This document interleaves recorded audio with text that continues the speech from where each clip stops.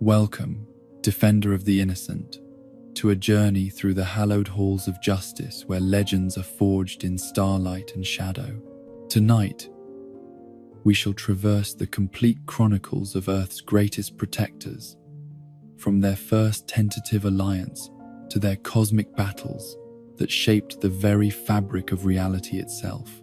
Let the steady rhythm of heroic hearts and the whisper of capes against wind carry you into peaceful slumber as we trace every triumph and tragedy that bound these titans together. Close your eyes, keeper of hope,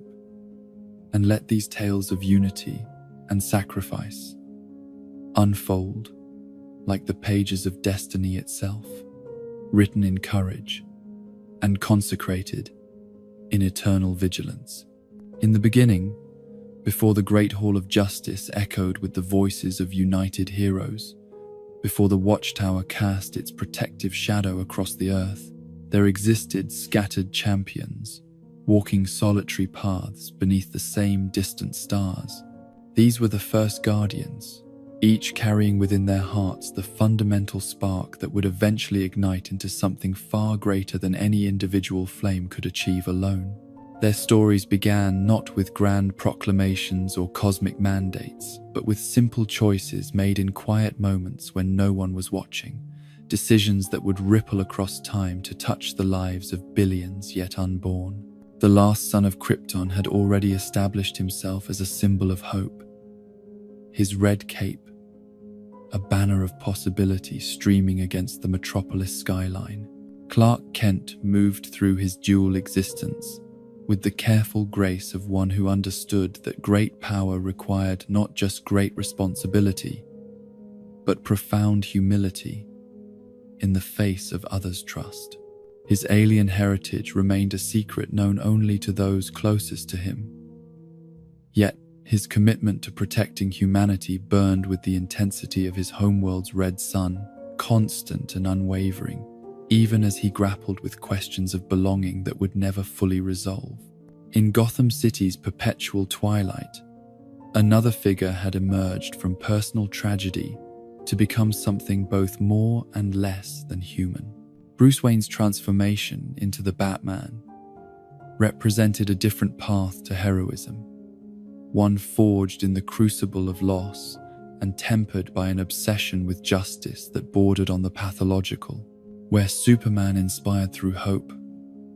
Batman protected through fear, understanding that some forms of evil responded only to the language of terror spoken by those willing to descend into darkness while never allowing it to consume their essential humanity. From the hidden island of Themyscira came an Amazon princess whose mission bridged the ancient world with the modern,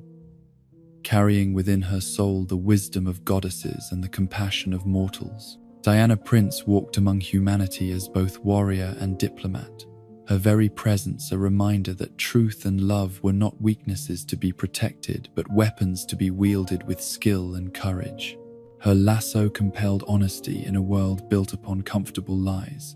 while her shield deflected not only physical attacks, but the cynicism that threatened to corrode hope itself. In Central City, the fastest man alive raced against more than just crime and natural disasters, running an endless marathon against time itself, in pursuit of the scientific mysteries that governed his extraordinary abilities. Barry Allen's connection to the Speed Force made him both more grounded and more cosmic than his fellow heroes realized, his every stride carrying him through dimensions of possibility, while his forensic mind remained anchored in the methodical pursuit of truth through evidence and deduction. High above the Earth's surface, a member of an intergalactic police force patrolled his assigned sector with the dedication of one who understood that his oath encompassed not just his homeworld, but the vast network of civilizations scattered across the galaxies. Spiral Arms. Hal Jordan's green ring responded to willpower itself, transforming his determination into constructs limited only by imagination and the strength of his commitment to protecting the innocent, whether they dwelt in familiar cities or on worlds whose names he could barely pronounce. Beneath the ocean's waves, Another guardian maintained his vigil over realms that surface dwellers rarely considered, ruling a kingdom that spanned the majority of Earth's surface, while serving as ambassador to a world that had never fully accepted his divided loyalties. Arthur Curry's burden was perhaps the most complex of all, for he stood as bridge between two peoples who viewed each other with suspicion and fear, his very existence proof that unity was possible, even across the vast differences that separated air-breathing and water-breathing civilizations. From the dying world of Mars came perhaps the most tragic figure of all, a being whose incredible powers were matched only by his profound loneliness, as the last survivor of a race that had achieved telepathic unity, only to lose it all to forces beyond their control. John Johns, the Martian manhunter, brought to Earth not only his shape-shifting abilities and vast psychic powers, but also his understanding of what it meant to lose everything, while still finding reasons to protect and serve those who could never truly comprehend the depth of his sacrifice. These 7 champions operated in their separate spheres, each believing that their individual efforts were sufficient to address the challenges they encountered in their daily battles against crime, corruption, and the various forms of evil that plagued their respective territories. They had heard of each other, naturally, for their exploits had begun to attract attention from both the media and the criminal underworld. Yet none had seriously considered the possibility that their paths might converge in ways that would transform not only their own lives, but the entire nature of heroism itself. The world watched these solitary guardians with a mixture of awe and apprehension, uncertain whether the emergence of such powerful individuals represented evolution or aberration, salvation or potential catastrophe. Government agencies studied them from afar, seeking to understand their capabilities while preparing contingencies should any of them ever turn their abilities toward conquest rather than protection. Religious leaders debated whether their existence fulfilled ancient prophecies or challenged fundamental beliefs about humanity's place in the cosmic order. Scientists attempted to explain their powers through increasingly complex theories that strained the boundaries of established physics, while philosophers questioned what their presence meant for concepts of free will, destiny, and the relationship between power and moral authority. The common people, meanwhile, simply tried to adjust to living in a world where the impossible had become routine, where the morning news might include reports of alien invasions being thwarted by men who could fly, or criminal masterminds being defeated by individuals who could run faster than sound itself. Yet for all their individual achievements and growing reputations, none of these heroes had faced a challenge that exceeded their personal capabilities or required them to set aside their preferred methods of operation in favor of coordination and compromise. They remained magnificent in their isolation, each a complete solar system of purpose and dedication,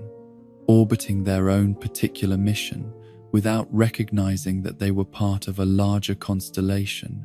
whose pattern would only become apparent when external forces demanded that they look beyond their individual horizons. The catalyst for change came not from Earth itself,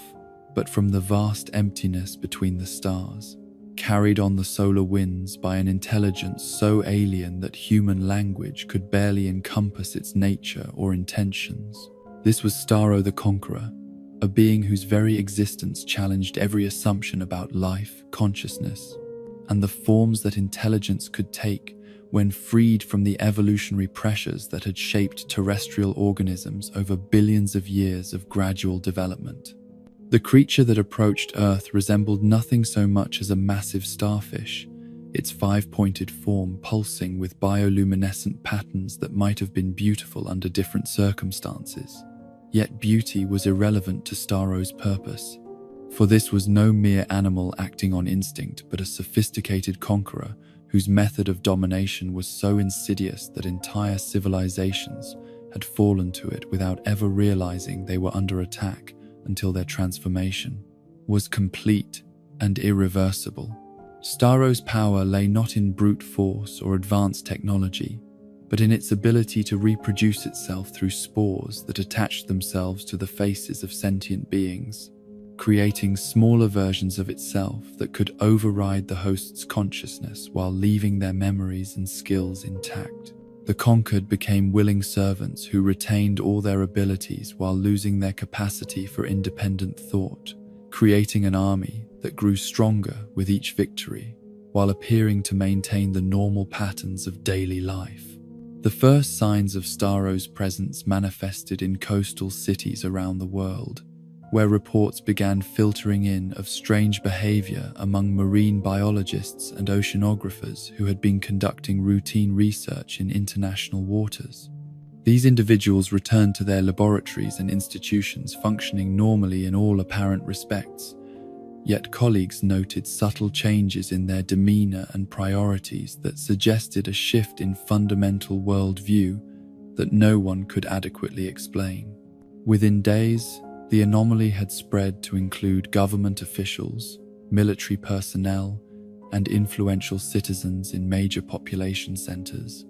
all of whom began advocating for policies and initiatives that seemed designed to concentrate population and resources in ways that served no obvious human purpose.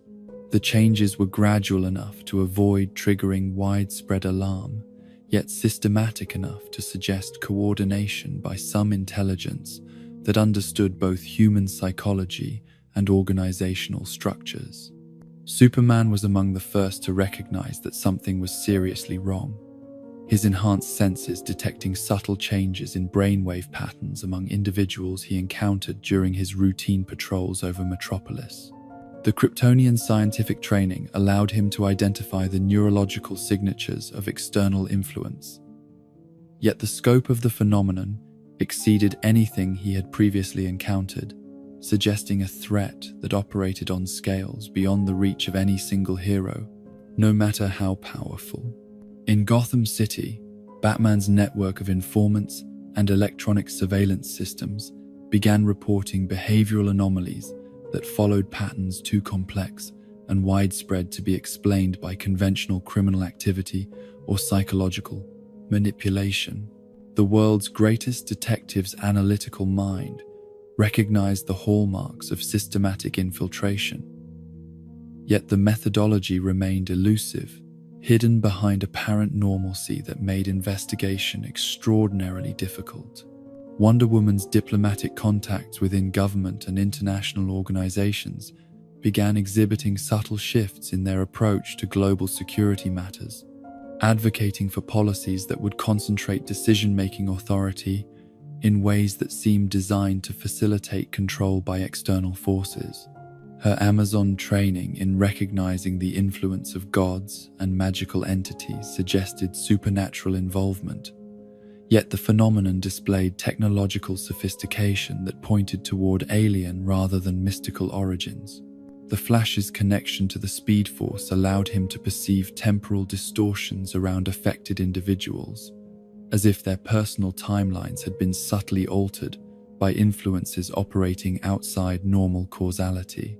His scientific background in forensic analysis revealed evidence of biological contamination that seemed to originate from oceanic sources, yet the organism responsible remained frustratingly elusive. Despite his enhanced perceptions and investigative capabilities, Green Lantern's ring detected energy signatures consistent with advanced alien technology, yet the patterns were unlike anything in the core extensive database of known threats. The Guardians of the Universe had no record of similar incursions, suggesting either a previously unknown species or evolutionary development of familiar dangers into new forms that required entirely different approaches to containment and neutralization. Aquaman's telepathic connection to marine life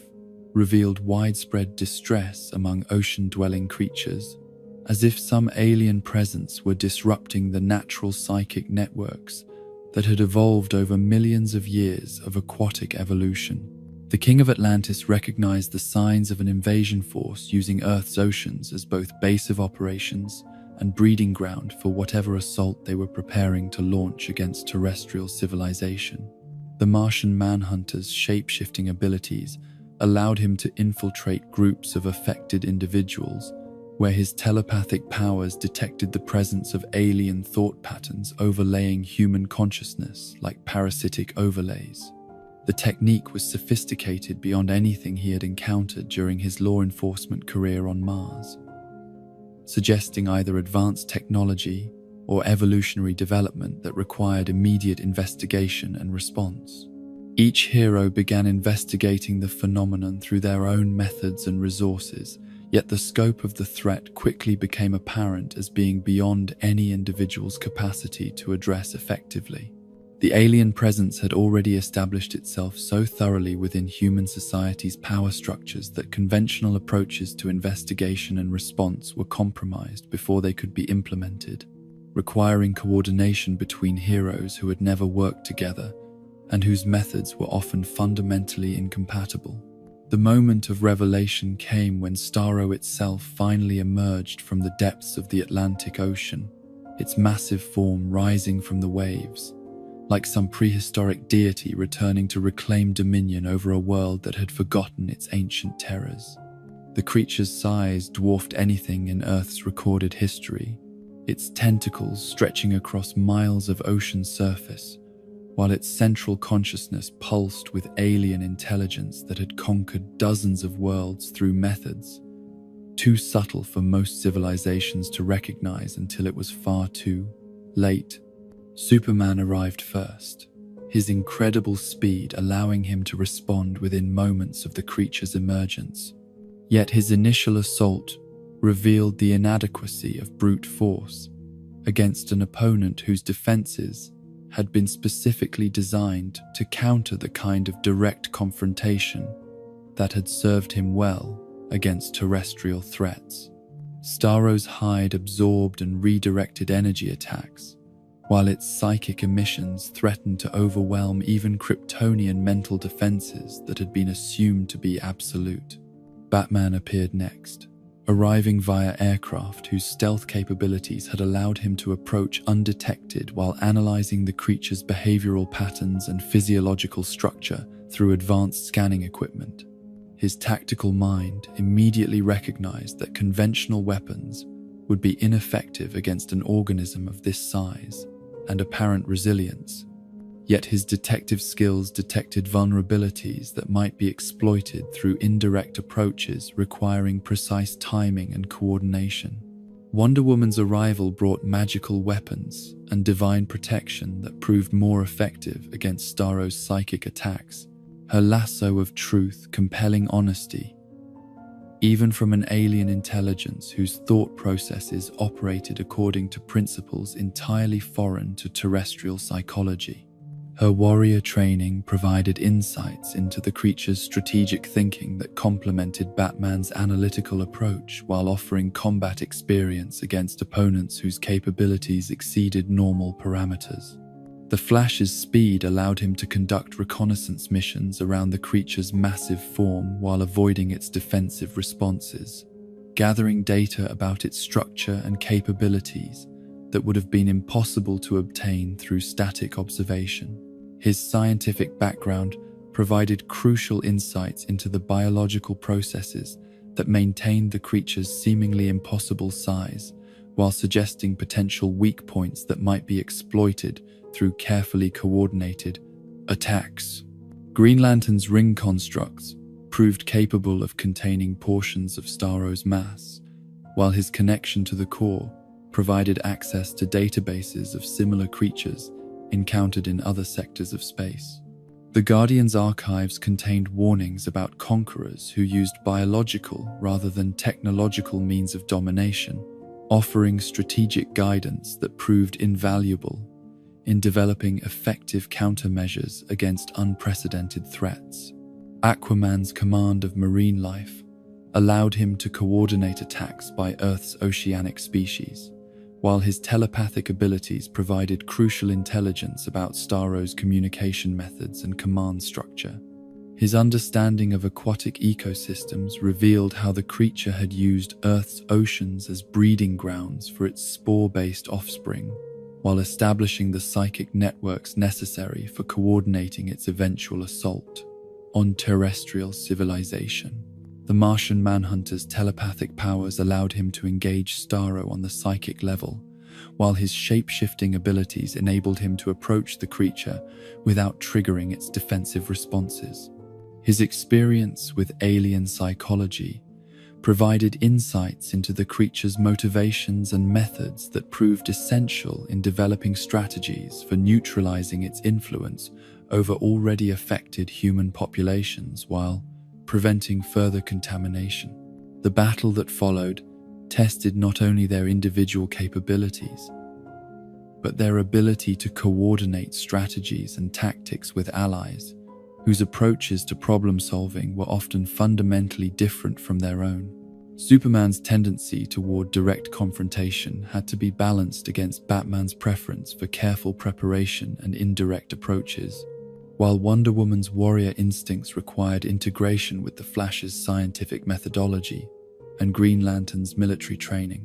The turning point came when they realized that Starro's greatest strength, its ability to coordinate multiple consciousness into a unified intelligence, could also become its greatest weakness if they could overload its psychic processing capabilities through carefully orchestrated attacks that exceeded its ability to analyze and respond to simultaneously. This required precise timing and absolute trust between heroes who had never worked together before and whose individual methods were often incompatible with collaborative approaches. Superman provided the raw power necessary to breach Starro's physical defenses, while Batman coordinated the timing of attacks to maximize their effectiveness against the creature's vulnerable spots. Wonder Woman's magical weapons disrupted its psychic emanations, while the Flash created multiple attack vectors that exceeded its capacity to track and counter simultaneously. Green Lantern's constructs contained its attempts to escape, while Aquaman turned its oceanic allies against it, and the Martian Manhunter engaged its consciousness directly through telepathic combat. The victory, when it came, was absolute yet costly, requiring each hero to push beyond their established limits, while learning to trust allies whose methods and motivations they barely understood.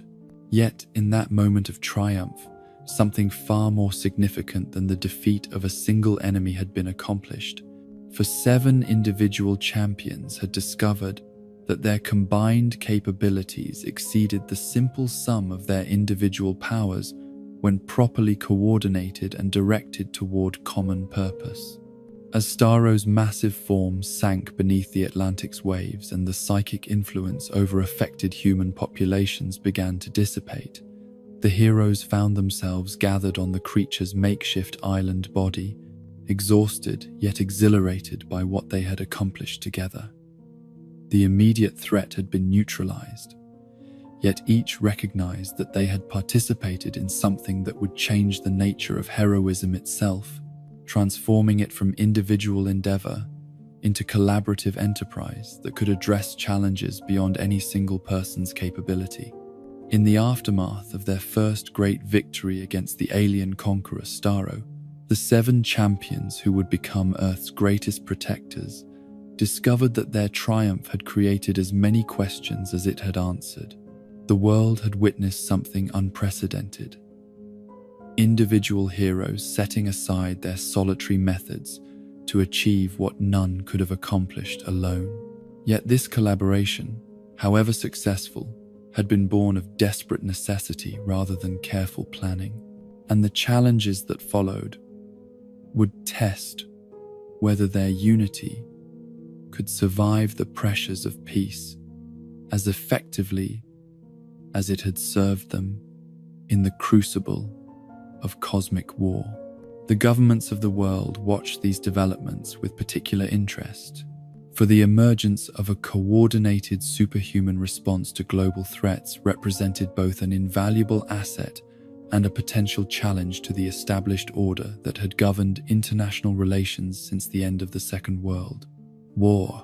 Military leaders and intelligence agencies began drafting reports that analyzed the implications of beings whose individual capabilities exceeded those of entire armies, while diplomatic corps struggled to determine how such entities should be integrated into existing frameworks of sovereignty and jurisdiction. The media, meanwhile, found itself grappling with the fundamental challenge of reporting on events that transcended the normal boundaries of journalism, requiring new vocabularies and conceptual frameworks to convey the reality of what had transpired.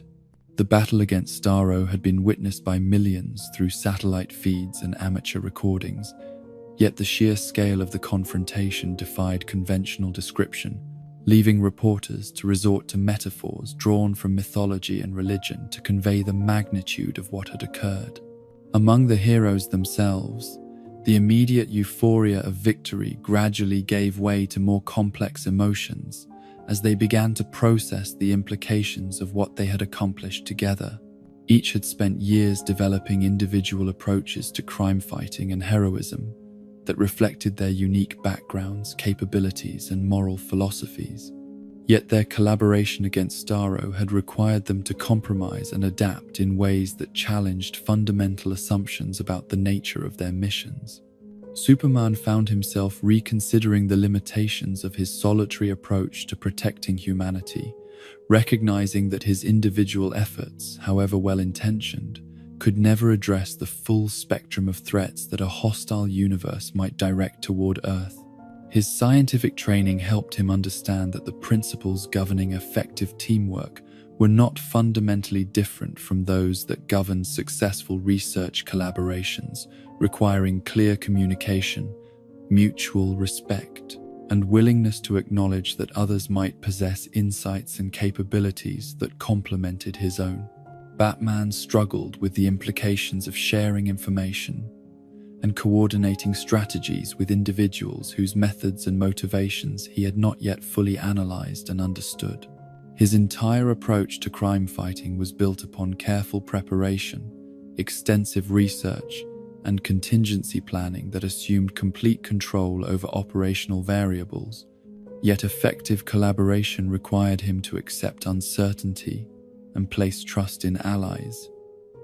whose decision-making processes he could not entirely predict or influence. Wonder Woman drew upon her diplomatic training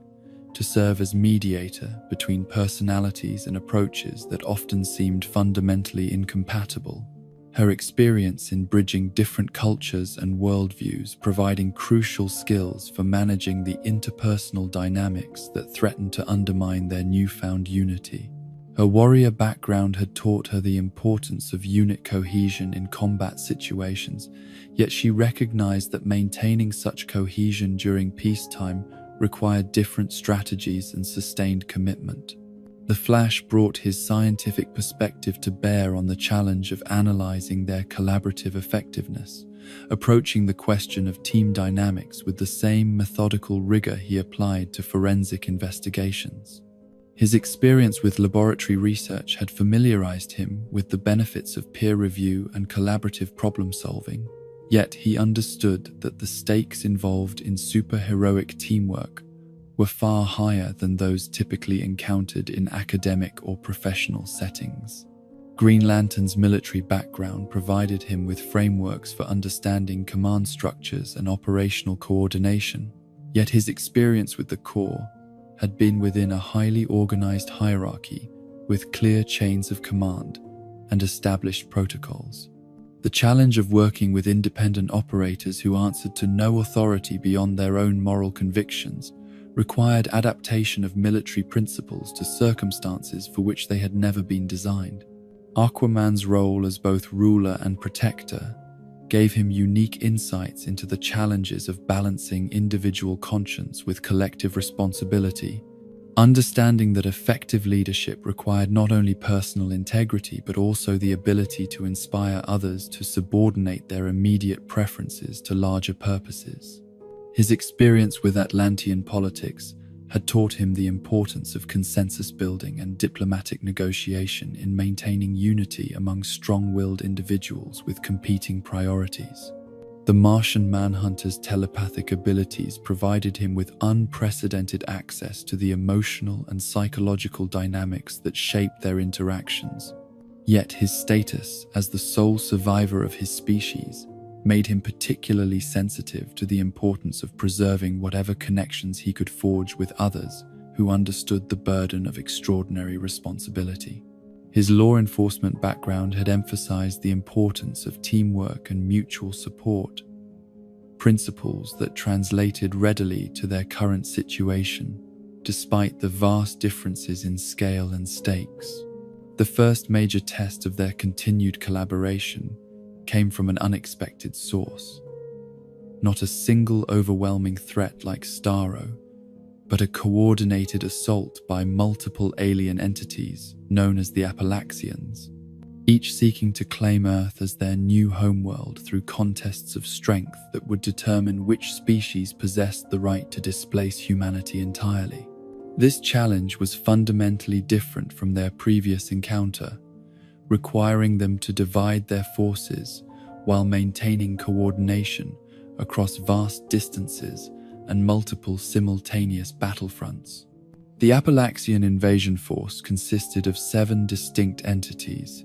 each representing a different evolutionary path and possessing unique capabilities that had been refined through eons of interstellar conquest. These were not mindless beasts or simple conquerors, but sophisticated intelligences whose strategic thinking had been honed through campaigns across dozens of worlds, each victory adding to their understanding of how to identify and exploit the weaknesses of potential prey species. The Wood King manifested as a massive plant-like entity whose tendrils could reshape entire landscapes, while its pollen carried spores capable of transforming animal life into extensions of its collective consciousness. Its assault on the Amazon rainforest threatened to convert Earth's primary oxygen-generating ecosystem into an alien biosphere that would gradually suffocate all non-compatible life forms while providing the foundation for a new planetary ecology under its control. The stone god took the form of an immense crystalline being whose mineral composition allowed it to interface with and control geological processes,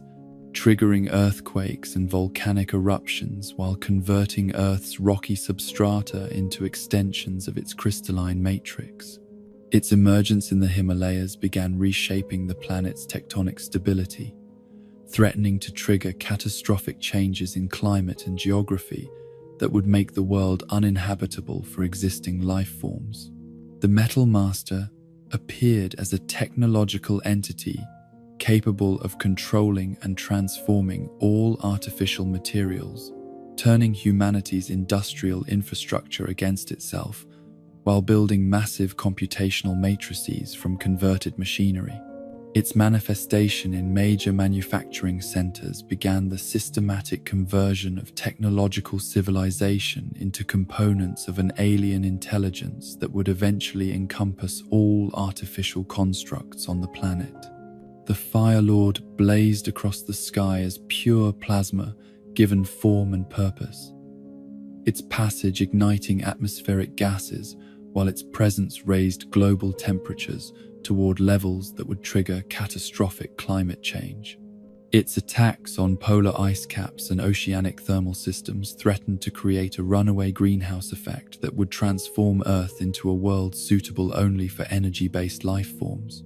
The Glass King manifested as a creature of living sand, whose particles could infiltrate any environment while its crystalline structure allowed it to refract and redirect various forms of energy. Its emergence in desert regions began the systematic conversion of silicon-based materials into components of vast glass structures that would serve as focusing arrays for solar energy collection and redistribution. The Mercury Monster took the form of a liquid metal entity, whose shape-shifting capabilities allowed it to infiltrate and corrupt biological systems, while its toxic properties threatened all carbon-based life. Its attacks on water supplies and agricultural systems began the systematic poisoning of Earth's biosphere, preparing the way for life forms that could thrive in environments lethal to existing species. The crystal creature emerged as a being of living mineral, whose faceted form could split and multiply, while maintaining collective consciousness across all its fragments. Its ability to create identical copies of itself from available materials threatened to overwhelm Earth through sheer numerical superiority, each duplicate possessing the full capabilities and memories of the original. The simultaneous emergence of these 7 entities across different continents presented the newly formed alliance of heroes with their first true test of collaborative strategy and tactical coordination. Unlike their battle against Starro, which had allowed them to concentrate their efforts against a single opponent, this crisis required them to divide their forces while maintaining communication and mutual support across vast distances and multiple theaters of operation. Superman found himself confronting the Fire Lord above the Arctic Ocean, his invulnerability protecting him from the creature's plasma attacks, while his freeze breath provided a natural counter to its ability to ignite atmospheric gases. Yet the scale of the entity's power threatened to overwhelm even Kryptonian capabilities, requiring him to develop new applications of his abilities while coordinating with allies who could provide strategic support from their own battlefields. Batman engaged the Metal Master in the industrial districts of Gotham City, his technological expertise and strategic planning providing crucial advantages against an opponent whose control over machinery might have overwhelmed less prepared adversaries. His network of hidden equipment caches and backup systems allowed him to maintain operational effectiveness even as the creature converted most technological resources to its own purposes, while his analytical mind worked to identify patterns in its behavior that could be exploited through careful timing and misdirection. Wonder Woman faced the stone god in the mountains of her Mediterranean homeland,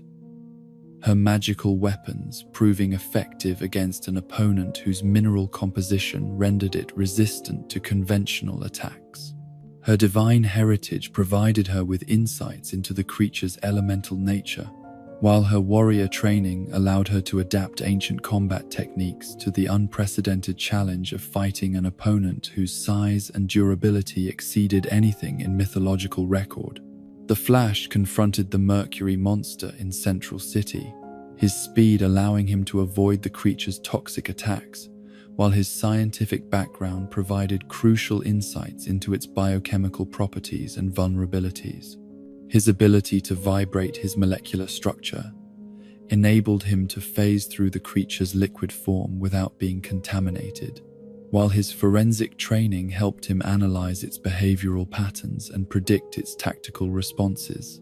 Green Lantern battled the crystal creature in space above Earth's surface, his ring constructs, proving capable of containing the entity's attempts to multiply and spread, while his connection to the core provided access to advanced scanning technologies that revealed its structural weaknesses. His military training allowed him to coordinate orbital bombardment strategies that prevented the creature from establishing footholds on the planet's surface while protecting civilian populations from collateral damage. Aquaman engaged the Wood King in the depths of the Atlantic Ocean, his telepathic connection to marine life, providing him with allies capable of resisting the creature's biological contamination, while his understanding of oceanic ecosystems helped him predict and counter its attempts to establish underwater root systems. His command of the seas allowed him to redirect ocean currents and underwater volcanic activity against the creature's expanded root network. The Martian Manhunter confronted the Glass King in the Sahara Desert, his shape-shifting abilities, allowing him to adapt to the creature's constantly changing tactics, while his telepathic powers provided insights into its alien thought processes and strategic planning. His experience with desert environments and mineral-based life forms helped him understand the creature's vulnerabilities to specific types of energy, manipulation, and structural disruption. The challenge facing each hero was not merely defeating their assigned opponent, but maintaining communication and coordination with allies fighting similar battles thousands of miles away. The Apalaxians had clearly planned their assault to exploit the limitations of human communication technology and the difficulties of coordinating responses across multiple time zones and geographic regions. Yet, the heroes' diverse capabilities provided them with alternative methods of maintaining contact and mutual support. Superman's enhanced hearing allowed him to detect and relay information about his allies' situations, while his speed enabled him to provide direct assistance when critical moments arose in other theaters of operation. His scientific training helped him analyze the relationships between different Apalaxian entities and identify potential vulnerabilities that could be exploited through coordinated attacks across multiple battlefields. Batman's global communications network and strategic planning capabilities provided the foundation for coordinated tactical responses, his analytical mind working constantly to identify patterns in the enemy's behavior and predict their likely responses to various countermeasures. His contingency planning helped ensure that each hero had backup support and alternative strategies available when their primary approaches proved insufficient.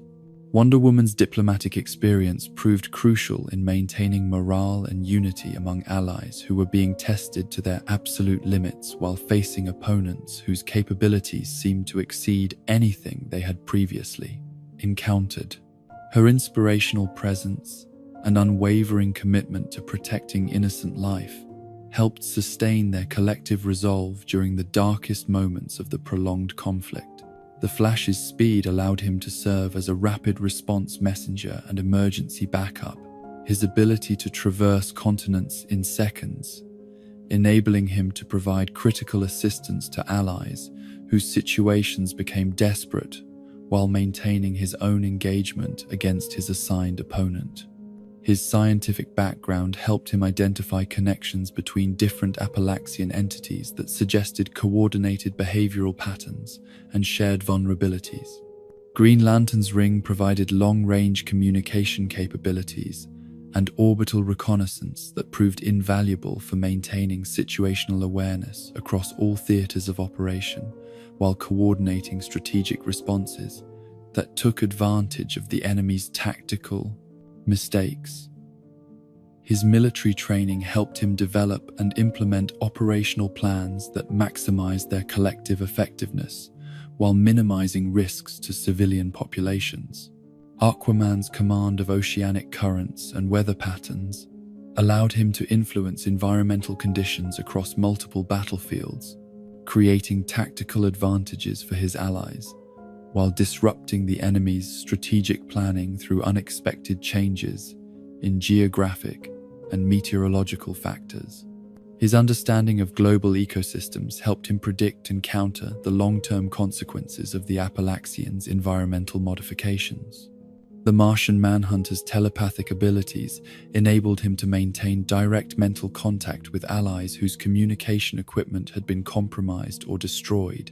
while his shape-shifting capabilities allowed him to impersonate defeated enemies and gather intelligence about their remaining strategic capabilities and planned responses. The turning point in the battle came when the heroes realized that the 7 Apalaxian entities were not truly independent operators, but components of a larger collective intelligence that shared information and coordinated strategies across all theaters of operation. This discovery suggested that defeating individual entities would be insufficient as long as the collective consciousness remained intact, requiring a coordinated assault that could disrupt their shared communication network, while simultaneously overwhelming their defensive capabilities. The solution emerged from combining Batman's strategic analysis with the Martian Manhunter's telepathic insights and Green Lantern's understanding of advanced alien technology. The Appalachians' collective consciousness operated through quantum entanglement protocols that maintained instantaneous communication across interstellar distances. Yet this same network could be overloaded and disrupted if subjected to precisely calibrated feedback loops that exceeded its processing capabilities. The implementation of this strategy required unprecedented coordination between all 7 heroes, each timing their attacks to create specific resonance patterns that would interact with the enemy's quantum communication system. Superman's heat vision provided the initial frequency burst, while Batman's technological expertise guided the precise modulation required to create cascading feedback effects. Wonder Woman's magical weapons disrupted the entity's ability to maintain coherent thought patterns, while the Flash's vibrational capabilities created interference waves that prevented them from adapting to the assault. Green Lantern's constructs contained the resulting energy releases, while Aquaman used his environmental controls to channel the destructive forces away from populated areas. The Martian Manhunter's telepathic powers allowed him to monitor the collective consciousness as it began to collapse, providing real-time feedback that enabled the other heroes to adjust their attacks for maximum effectiveness. His insights into alien psychology proved crucial for understanding how to target the specific cognitive processes that maintained the entity's coordination and collective identity. The victory that followed was both complete and illuminating, for it demonstrated that their collaborative capabilities had evolved far beyond what any of them had imagined possible during their first uncertain alliance against Starro. They had learned to function as a true team, their individual strengths combining and amplifying each other in ways that created capabilities that exceeded the simple sum of their parts. Yet this triumph also revealed the depths of their ignorance about the threats that awaited them in a universe populated by intelligences whose capabilities and motivations remained largely incomprehensible to terrestrial minds. The Appalachians had been merely scouts for larger forces whose existence suggested that Earth's emergence as a planet protected by superhumans had attracted attention from entities whose power and sophistication dwarfed anything they had yet encountered. As the 7 entities collapsed into inert matter and their environmental modifications began to reverse themselves, the heroes found themselves confronted with the recognition that their victory had been achieved through methods and strategies that none of them could have developed alone. Their collaboration had evolved from desperate improvisation into sophisticated teamwork that represented a new form of heroism entirely, one that would be essential for facing the challenges that lay ahead. The immediate aftermath of their victory brought new complications, as governments and media organizations struggled to understand and respond to the implications of coordinated superhuman intervention in global crises. The heroes themselves faced difficult questions about accountability, jurisdiction, and the appropriate limits of their authority to act unilaterally in situations that affected entire nations and potentially the entire planet. Superman's moral philosophy emphasized the importance of serving rather than ruling humanity, yet his involvement in global-scale conflicts inevitably raised questions about the degree to which his personal judgment should influence decisions that affected billions of people who had no voice in his choices. His commitment to transparency and accountability would require him to engage with political and social institutions in ways that his previous career had not demanded. Batman's preference for operating in shadows and maintaining complete control over information would need to be balanced against the collaborative requirements of team membership and the public's legitimate interest in understanding the capabilities and intentions of beings whose power exceeded that of any earthly institution. His detective instincts warned him that their growing visibility would attract attention from enemies whose sophistication matched their own. Wonder Woman's diplomatic background provided her with frameworks for navigating these complex political and social challenges, yet her status as representative of a hidden civilization raised questions about international law and sovereignty that had no precedent in human history. Her commitment to truth and justice would require her to help develop new institutions and agreements that could accommodate the reality of superhuman intervention in global affairs. The Flash's scientific training led him to approach these questions with methodical analysis and experimental thinking, recognizing that they were essentially pioneering new forms of social organization and international cooperation without established precedents to guide their efforts. His commitment to protecting innocent life would require him to help develop protocols and procedures that could minimize collateral damage while maximizing their effectiveness against increasingly sophisticated threats. Green Lantern's military experience and connection to an intergalactic police force provided him with models for organized superhuman intervention. Yet, the unique circumstances of Earth's situation required adaptation of these models to accommodate democratic principles and individual rights that were not universal constants throughout the galaxy. His oath to the core would need to be balanced against his growing commitment to his human allies and adopted homeworld. Aquaman's experience as both ruler and protector gave him unique insights into the challenges of exercising power responsibly while maintaining legitimacy and public support. Yet his dual loyalty to surface and oceanic civilizations created complications that would only intensify as their activities attracted more public attention. His understanding of environmental systems would prove crucial as their enemies began targeting Earth's ecological foundations.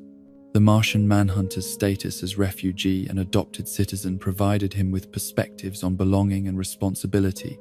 that complemented his allies' approaches, while highlighting the unique challenges faced by beings whose extraordinary nature separated them from the societies they had sworn to protect.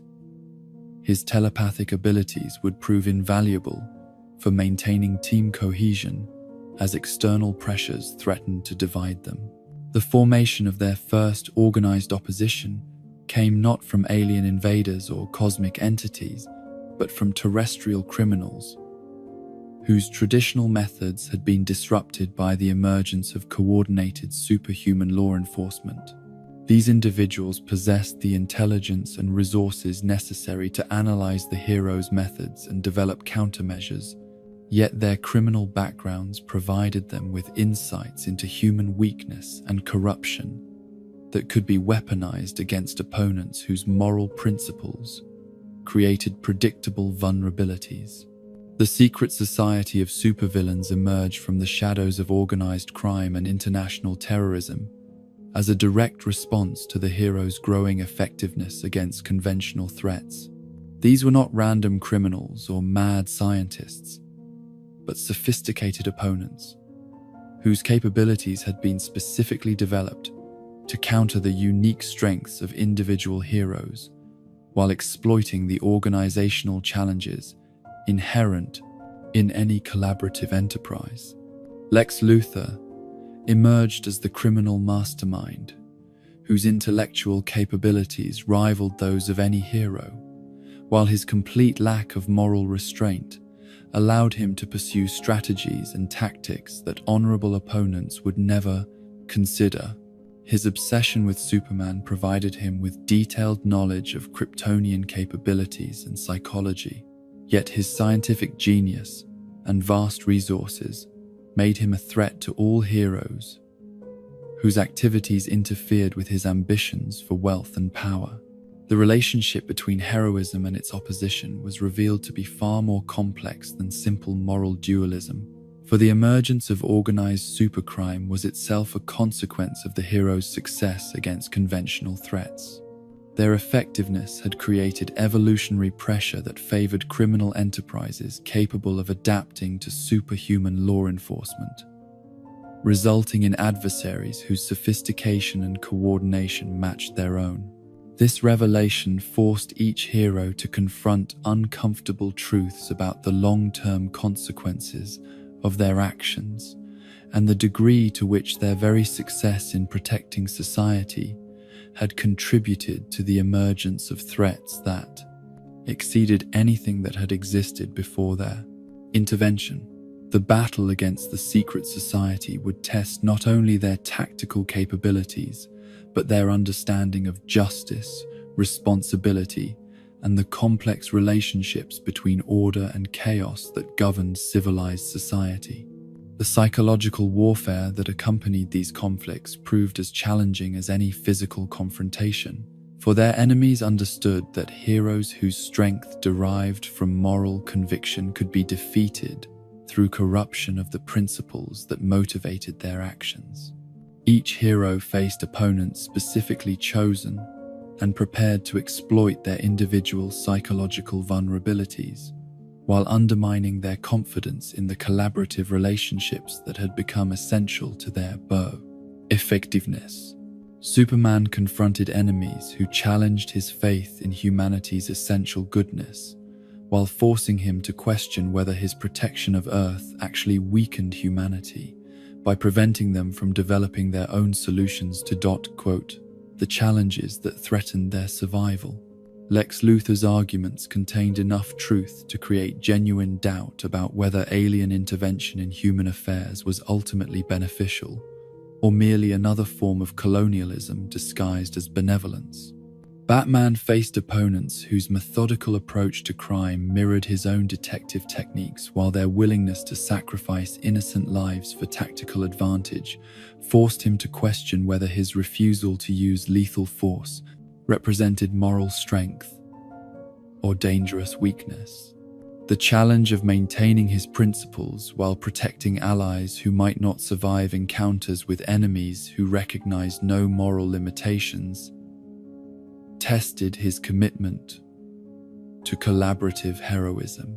Wonder Woman encountered adversaries who exploited the tensions between her warrior training and her diplomatic mission, creating situations where violence seemed the only solution to protect innocent life, while recognizing that such solutions contradicted her role as ambassador and peacemaker. The challenge of balancing competing obligations while maintaining team unity required constant navigation of complex moral and political terrain. The Flash discovered that his scientific approach to heroism could be turned against him by enemies who understood the methodical nature of his investigative techniques while possessing the patience and resources necessary to exploit his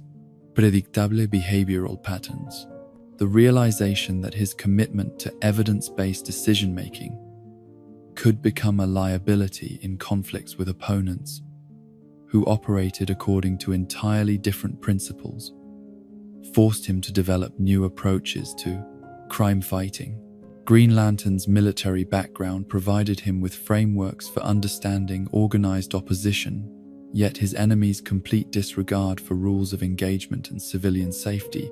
created tactical situations for which no military training could have prepared him. The challenge of maintaining professional standards while engaging opponents who recognized no limitations on their methods tested his ability to adapt core protocols to unprecedented circumstances.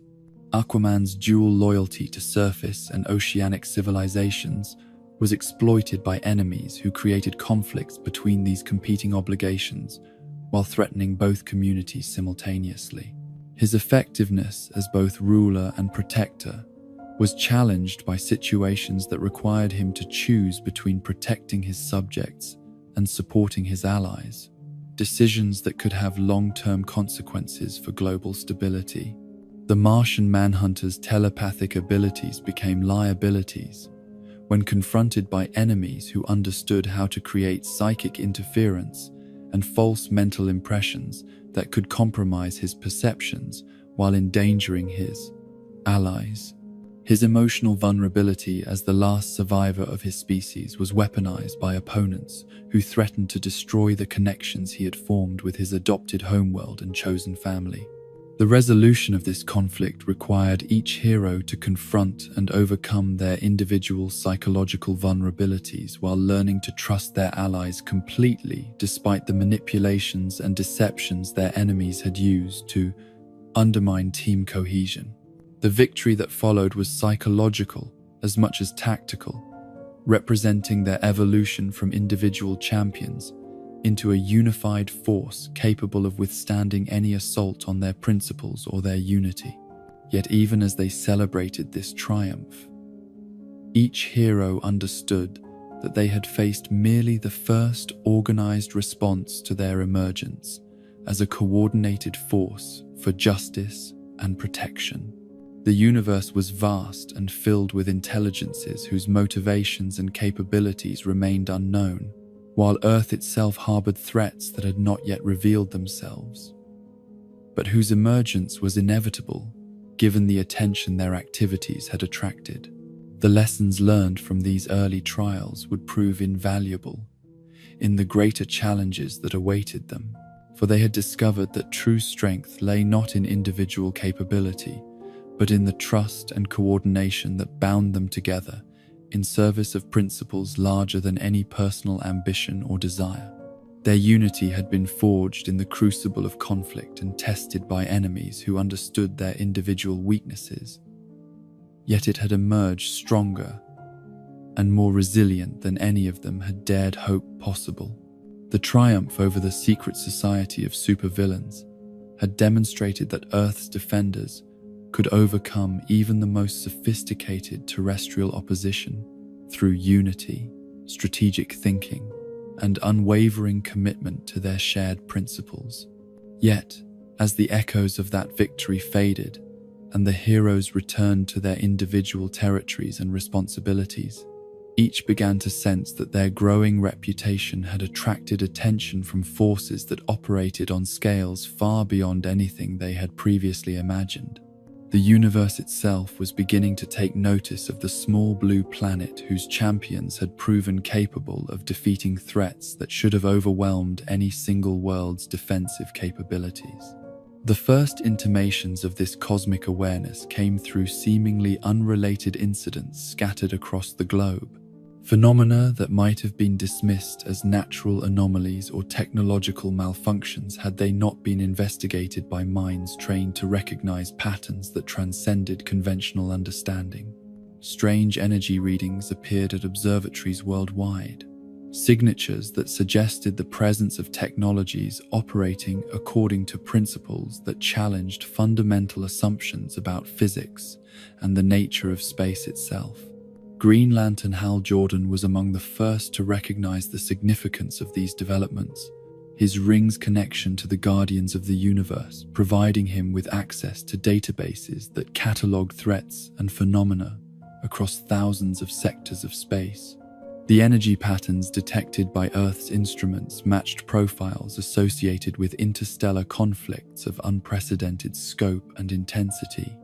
suggesting that events occurring light years away were beginning to have measurable effects on the fabric of reality itself. The revelation that would transform their understanding of their place in the cosmic order came through the arrival of two beings whose very existence challenged every assumption about the relationship between mythology and science, between ancient legends and contemporary reality. Qatar Hol and Shayera Thal descended from the heavens in a craft whose design incorporated principles that terrestrial aeronautics had never conceived, their appearance marking Earth's first contact with a civilization that had achieved technological advancement through paths entirely different from human development. These visitors from the planet Thanagar brought with them not only advanced technology and scientific knowledge, but also a complex political and military situation that threatened to engulf Earth in conflicts that predated human civilization by millions of years. Their pursuit of criminals who had escaped Thanagarian justice had led them across the galaxy to a world whose primitive inhabitants seemed incapable of protecting themselves against adversaries whose capabilities exceeded anything in terrestrial experience. Yet the Thanagarians' initial assessment of Earth's defensive capabilities proved to be catastrophically wrong, for they had not anticipated the emergence of indigenous champions, whose powers and coordination had already proven effective against threats that sophisticated galactic civilizations might have struggled to contain. The cultural misunderstandings that followed nearly precipitated the very disaster they had sought to prevent, as superior technology and ancient prejudices collided with principles and capabilities that neither side fully understood. Hawkman and Hawkwoman, as they chose to be known to their adopted world, brought with them knowledge of advanced materials and energy sources that could revolutionize human technology, while also introducing concepts of justice and law enforcement that operated according to principles foreign to terrestrial jurisprudence. Their nth metal wings and energy weapons represented the culmination of scientific development that had proceeded along entirely different lines from Earth's technological evolution, yet their effectiveness depended upon philosophical assumptions about authority and responsibility that created immediate friction with established heroes. The complexity of their situation was compounded by the gradual revelation that their connection to Earth was far more ancient and mysterious than their initial explanations had suggested. Archaeological evidence began to emerge, suggesting that beings matching their description had visited Earth in the distant past, leaving behind artifacts and legends that had influenced human development in ways that neither species fully understood. The possibility that their arrival represented not first contact, but rather the renewal of connections that had been severed by cosmic catastrophes, added layers of complexity to an already difficult diplomatic situation. Superman's scientific background and moral philosophy led him to approach the Thanagarians with cautious optimism, recognizing that their advanced knowledge could benefit humanity while remaining alert to the potential dangers of cultural contamination and technological dependence. His own alien heritage provided him with insights into the challenges faced by beings trying to find their place in societies that had not evolved to accommodate their unique capabilities and perspectives. Batman's detective instincts immediately focused on the inconsistencies in the Thanagarians' explanations and the potential security threats posed by individuals whose true capabilities and motivations remained largely unknown. His strategic mind began developing contingency plans for various scenarios, while his investigative skills worked to uncover the complete truth about their visitors' backgrounds and ultimate intentions. Wonder Woman's diplomatic experience proved invaluable in navigating the cultural differences that separated Thanagarian and human approaches to justice and authority, her understanding of warrior cultures providing crucial insights into their psychology, while her commitment to truth helped identify common ground that could serve as the foundation for productive cooperation. The Flash's scientific curiosity was immediately engaged by the Thanagarians' technology and its implications for human understanding of physics and engineering, yet his forensic training made him skeptical of explanations that seemed designed to conceal as much as they revealed. His ability to conduct research at superhuman speed allowed him to compile extensive data about their visitors while analyzing inconsistencies that might indicate deception or incomplete disclosure. Aquaman's experience with cultural conflicts between surface and oceanic civilizations provided him with frameworks for understanding the challenges faced by beings caught between different worlds and competing loyalties. Yet his telepathic abilities detected undercurrents of emotion and motivation that suggested their situation was far more complex than they had initially indicated. The Martian Manhunter's status as refugee and adopted citizen of Earth gave him unique empathy for the Thanagarian situation, while his telepathic powers provided insights into their psychological states that revealed the depth of their internal conflicts. His law enforcement background helped him understand their commitment to pursuing justice across interstellar distances, while recognizing the potential dangers of allowing such pursuits to occur without proper oversight or accountability. The investigation that followed revealed layer upon layer of deception and half-truth, not motivated by malicious intent but by the complex web of obligations, fears, and ancient grievances that had shaped Thanagarian civilization for millennia. The criminals they pursued were indeed dangerous, yet the methods employed in their apprehension had implications for Earth's sovereignty and security that could not be ignored by responsible protectors. The truth, when it finally emerged, was both more complex and more dangerous than any of the heroes had anticipated. The Thanagarian Empire was not the benevolent civilization their initial representatives had suggested, but rather a militaristic society whose expansion across the galaxy had been achieved through conquest and subjugation of less technologically advanced worlds. Their interest in Earth was not purely altruistic, but reflected strategic considerations that viewed the planet as a potential military asset in conflicts that could engulf entire sectors of space. The revelation that Hawkman and Hawkwoman had been sent not as refugees or justice seekers, but as advanced scouts preparing for eventual invasion, forced the heroes to confront their first major test of unity in the face of betrayal by individuals they had begun to consider allies and friends. The personal relationships that had developed between the team members and their Thanagarian guests became weapons that could be used to exploit their emotional vulnerabilities and divide their loyalties. Yet the situation was further complicated by the genuine affection and respect that had developed between the visitors and their hosts, emotions that transcended political and strategic considerations while creating conflicts between duty and conscience that neither side had anticipated. Hawkman and Hawkwoman found themselves caught between loyalty to their homeworld and growing attachment to Earth and its people, forced to choose between following orders and following their hearts. The military conflict that followed tested every aspect of the heroes' collaborative capabilities while introducing them to forms of warfare that operated on scales and according to principles entirely different from anything they had previously encountered. Thanagarian strategy relied upon superior technology and centuries of experience in interstellar conquest, yet their tactics had been developed for use against civilizations that lacked organized superhuman defenders. The invasion fleet that emerged from hyperspace represented the culmination of military science that had been refined through countless campaigns against worlds whose inhabitants had never dreamed of threats descending from the stars. Thanagarian warships incorporated technologies that could manipulate gravity, energy, and matter itself,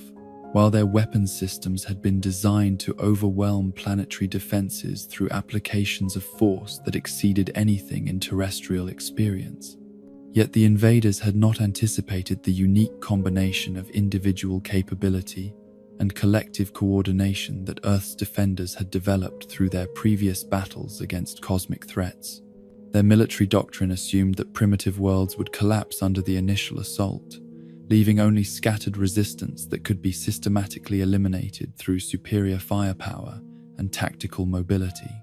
Superman's confrontation with the Thanagarian fleet in Earth's upper atmosphere demonstrated the limitations of conventional military thinking when applied to opponents whose capabilities transcended normal parameters. His speed and invulnerability allowed him to engage multiple warships simultaneously,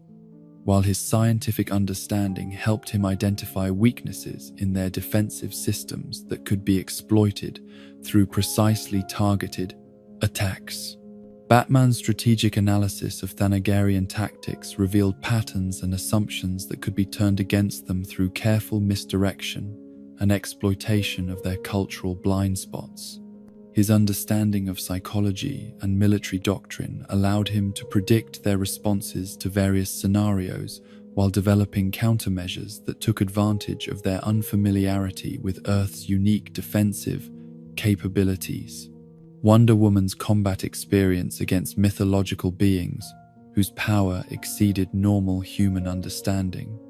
provided her with tactical insights that proved crucial for engaging opponents whose technology seemed almost magical in its capabilities.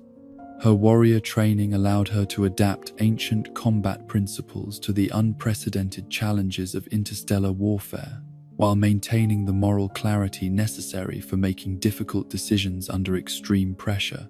The Flash's speed allowed him to conduct reconnaissance missions throughout the battle zone, while providing rapid response support to allies whose situations became critical during the prolonged engagement. His scientific background helped him analyze Thanagarian technology during combat, identifying vulnerabilities and capabilities that proved essential for developing effective countermeasures. Green Lantern's connection to the Corps provided him with tactical intelligence about Thanagarian military capabilities, while his ring constructs proved effective against their advanced weaponry. His military experience helped him coordinate defensive strategies that took advantage of Earth's defenders' unique strengths, while minimizing their exposure to enemy capabilities designed to overwhelm conventional opposition. Aquaman's command of Earth's oceanic systems allowed him to deny the invaders access to 3/4 of the planet's surface, while coordinating environmental responses that disrupted their tactical planning. His telepathic abilities proved effective for maintaining communication and coordination despite Thanagarian attempts to jam conventional communication systems. The Martian Manhunter's shape-shifting capabilities allowed him to infiltrate Thanagarian positions while gathering intelligence about their strategic planning and psychological state. His telepathic powers proved partially effective against alien minds, providing crucial insights into their motivations and tactical thinking that helped his allies anticipate and counter their strategic responses. The turning point in the conflict came not through superior force or tactical brilliance,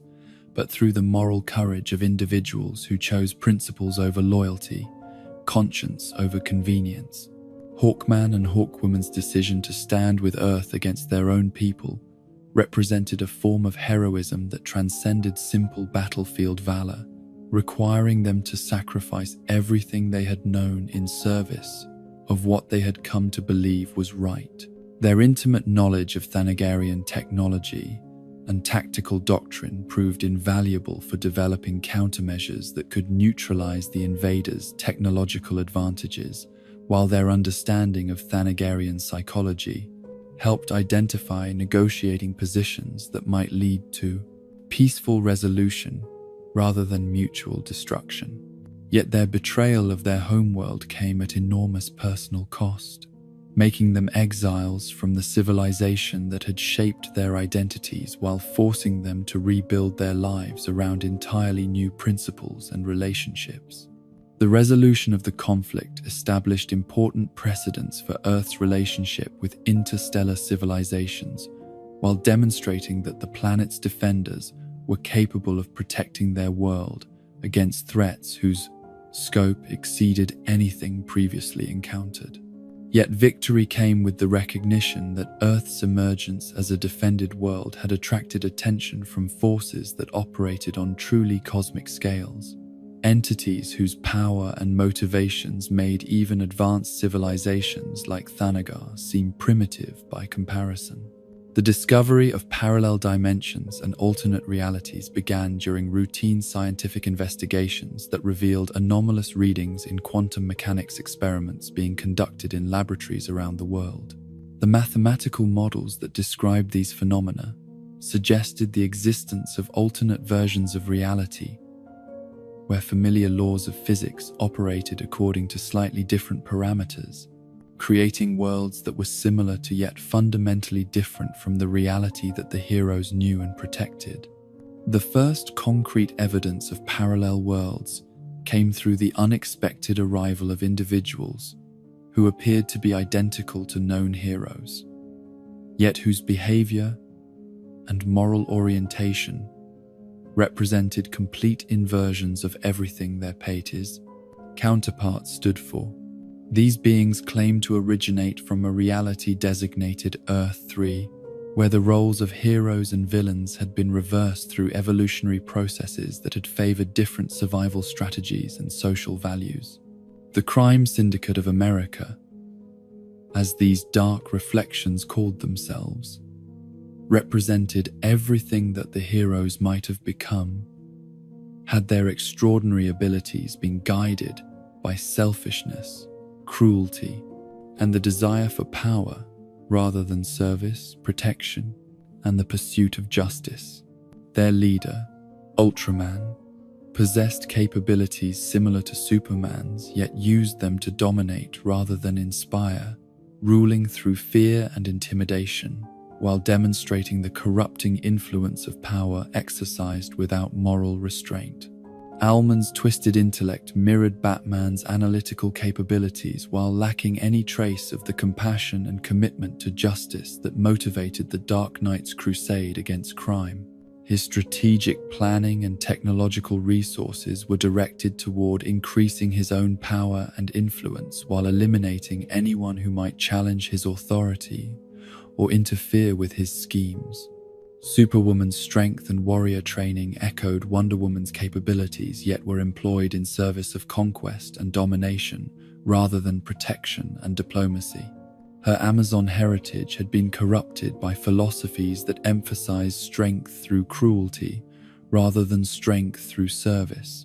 creating a being whose power was matched only by her capacity for calculated evil. The psychological impact of encountering these dark reflections proved as challenging as the physical threat they represented, for each hero was forced to confront the possibility that their own moral choices were not inevitable consequences of their powers,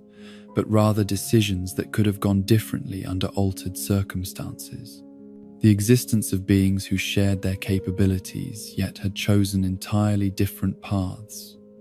raised uncomfortable questions about the nature of heroism and the factors that determined whether extraordinary power would be used for good or evil. Superman's confrontation with Ultraman became a philosophical debate as much as a physical battle, each seeking to prove that their approach to using Kryptonian abilities represented the superior path. Ultraman's arguments about the weakness of mercy and the foolishness of self-sacrifice contained enough logical consistency to create genuine doubt about whether Superman's moral principles were truly optimal for protecting those he claimed to serve. Batman found himself engaged in a strategic contest with Owlman,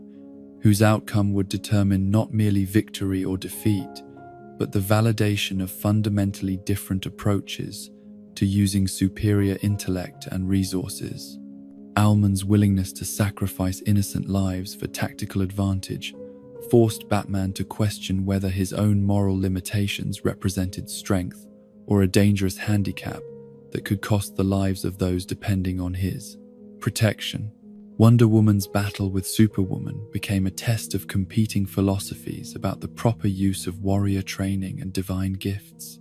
each seeking to demonstrate that their understanding of strength and justice represented the more effective path. Superwoman's cynicism about human nature and the futility of trying to inspire rather than control challenged Wonder Woman's fundamental beliefs about the potential for growth and redemption. The resolution of this crisis required each hero to reaffirm their commitment to their moral principles, not through logical argument, but through demonstrated effectiveness, proving that their approach to heroism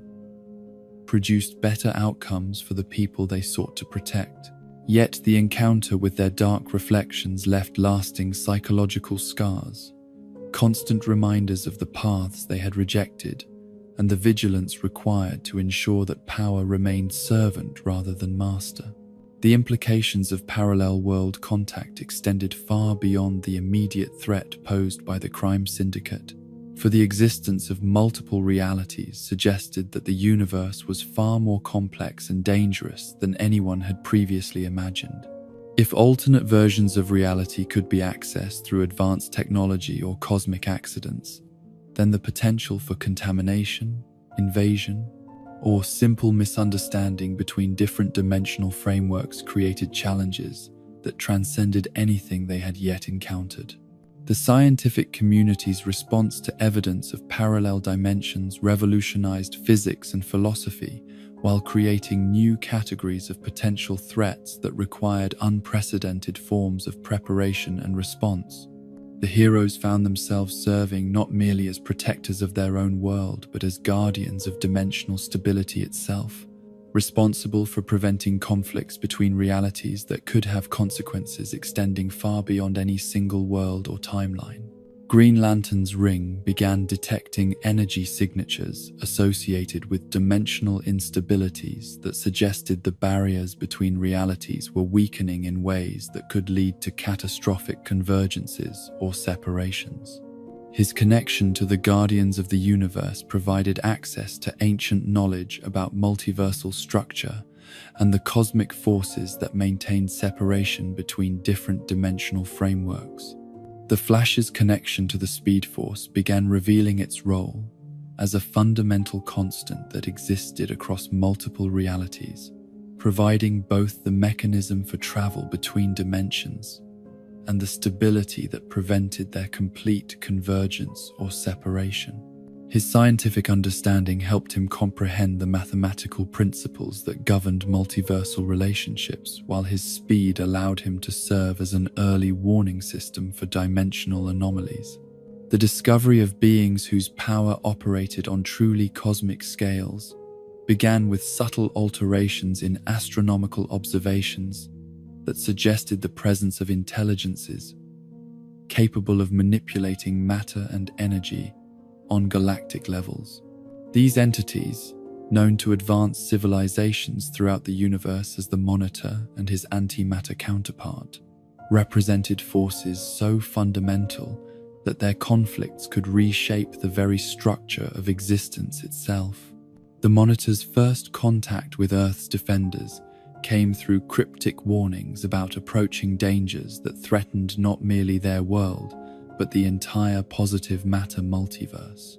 His appearances were brief and enigmatic, providing just enough information to suggest the scope of the threat, while withholding details that might have allowed for adequate preparation or understanding. The philosophical implications of beings whose perspective encompassed multiple realities and entire universal lifespans challenged every assumption about the meaning of individual existence and the significance of personal choices. If entities existed whose consciousness spanned dimensions and whose lifespans measured in cosmic epochs, then what significance could the struggles of individual worlds or civilizations possibly possess from such perspectives? Yet the Monitor's apparent concern for the preservation of positive matter reality suggested that even cosmic beings recognized value in diversity, creativity, and the unpredictable developments that emerged from the interactions of countless individual consciousnesses pursuing their own purposes and dreams. His warnings implied that the universe's complexity and richness were worth preserving against forces that would reduce everything to uniform simplicity. The first encounters with Darkseid of Apocalypse introduced the heroes to a form of evil that transcended personal ambition or simple conquest, representing instead a philosophical position about the nature of existence itself and the proper relationship between order and freedom. His power was matched only by his absolute conviction that conscious beings were better served by the elimination of choice and the burden of individual responsibility. The new gods of both New Genesis and Apocalypse operated according to principles that challenged terrestrial understanding of the relationship between science and mythology, technology and magic, individual will and cosmic destiny. Their conflicts played out on scales that dwarfed planetary concerns, while incorporating philosophical questions about the nature of consciousness, free will, and the meaning of existence that had relevance for beings at every level of development. Darkseid's search for the anti-life equation represented more than mere conquest or domination, but rather the pursuit of a mathematical proof that would demonstrate the futility of individual existence and justify absolute submission to superior authority. His conviction that such an equation existed and could be discovered through systematic analysis of consciousness itself made him perhaps the most dangerous enemy the heroes would ever face. The arrival of Scott-Free and Big Barda from Apocalypse brought intimate knowledge of Darkseid's capabilities and methods, while also providing examples of individuals who had rejected the God of Evil's philosophy through personal experience of its consequences. Their escape from Apocalypse and choice to dedicate their lives to opposing tyranny in all its forms demonstrated that even beings raised in environments designed to crush individual will could choose freedom and love over security and submission. Mr. Miracle's mastery of escape artistry represented far more than mere entertainment or even tactical capability, embodying instead the fundamental principle that no prison, whether physical, psychological, or philosophical, could permanently contain conscious beings determined to be free. His relationship with Big Barda proved that love could flourish even in conditions designed to eliminate all traces of compassion and individual connection. The integration of these new gods into Earth's extended community of heroes created new capabilities and perspectives, while also attracting attention from forces that had previously been unaware of the planet's significance. Their presence served as both protection and provocation, demonstrating that Earth had become a nexus where conflicts spanning the galaxy could find resolution or escalation, depending upon the choices made by beings whose perspective remained fundamentally terrestrial despite their cosmic responsibilities. The heroes' growing awareness of their place in galactic civilization brought responsibilities and capabilities that none had anticipated when they first united to face the threat of Starro's conquest. Their individual development and collective maturation had prepared them for challenges that would test not only their powers and teamwork, but their fundamental understanding of justice, heroism, and the proper relationship between strength and service in a universe where godlike beings shape the destinies of countless worlds according to their own vision of perfection. The lessons learned from these cosmic encounters would prove essential preparation for the greater challenges that awaited them, as their reputation as effective defenders of their world attracted the attention of entities whose power and ambitions encompassed not merely single realities, but the entire multiversal structure that contained all possible forms of paean existence. Their unity had been forged in terrestrial conflicts and tested by interstellar wars.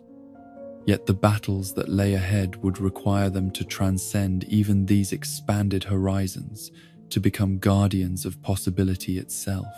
The victory over the Thanagarian invasion and the successful resolution of the crime syndicate crisis had demonstrated that Earth's defenders possessed capabilities extending far beyond the protection of their homeworld. Yet these triumphs had also revealed the limitations of operating from terrestrial bases when confronting threats that spanned star systems and dimensional boundaries. The time had come for a fundamental evolution in their approach to safeguarding not merely their planet, but the broader community of worlds that had come to depend upon their intervention in conflicts that exceeded local defensive capabilities. The decision to establish a permanent presence beyond Earth's atmosphere was born from both practical necessity and philosophical recognition that their responsibilities had expanded to encompass challenges that could only be addressed through constant vigilance and immediate response. Capabilities. The construction of a satellite headquarters represented more than mere technological advancement. It symbolized their transformation from planetary protectors into cosmic guardians, whose mission encompassed the defense of principles and ideals that transcended the boundaries of any single world or civilization. Superman's scientific background proved invaluable in designing systems that could sustain human life in the hostile environment of space while providing the advanced technological capabilities necessary for monitoring and responding to threats across vast distances. His Kryptonian heritage gave him insights into technologies that could harness stellar energy for power generation, while his understanding of biological requirements ensured that the facility would remain habitable for extended periods by beings whose physiology had evolved for terrestrial conditions. Batman's strategic mind approached the satellite project as the ultimate expression of preparedness and technological superiority, designing defensive systems and contingency protocols that could protect the facility against any conceivable form of attack while maintaining operational effectiveness even under conditions of siege or systematic assault. His paranoia, so often criticized by allies who failed to understand its protective function, proved essential for anticipating vulnerabilities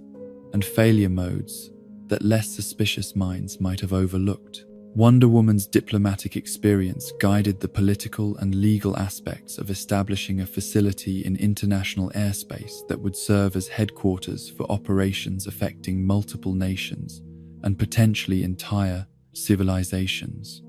Her understanding of sovereignty and jurisdictional complexity helped navigate the delicate negotiations required to secure governmental cooperation and public support for what amounted to an extraterrestrial military installation under private control. The Flash's scientific expertise in materials, engineering, and energy systems contributed crucial innovations that made the satellite's construction feasible within reasonable timeframes and budgets. His ability to conduct research at superhuman speed accelerated the development process, while his forensic background ensured that every component met rigorous safety and reliability standards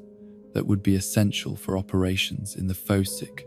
unforgiving environment of space. Green Lantern's ring provided both the construction capabilities necessary for assembling the facility in orbit and the defensive systems required to protect it during the vulnerable construction phase. His connection to the Guardians of the Universe offered access to advanced technologies and construction techniques that had been refined through millennia of space-based operations,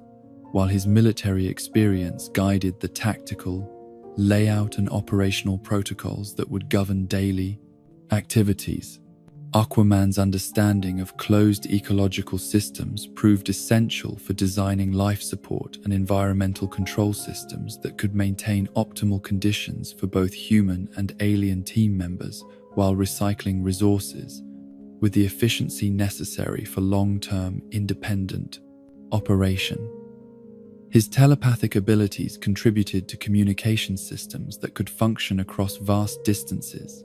and through various forms of interference that might disrupt conventional technologies.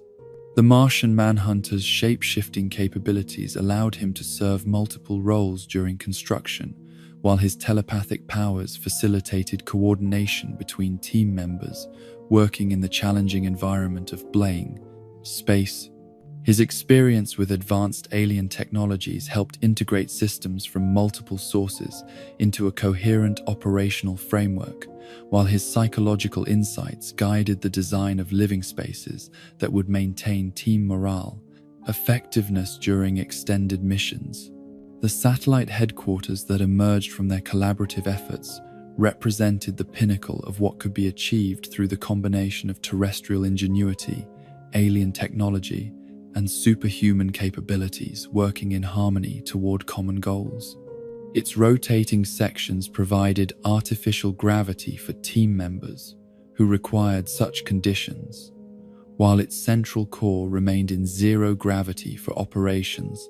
that benefited from weightless environments and unrestricted three-dimensional movement. The communication systems incorporated quantum entanglement protocols that allowed instantaneous contact across interstellar distances while maintaining security through encryption methods that would remain unbreakable even by civilizations whose technological development exceeded Earth's by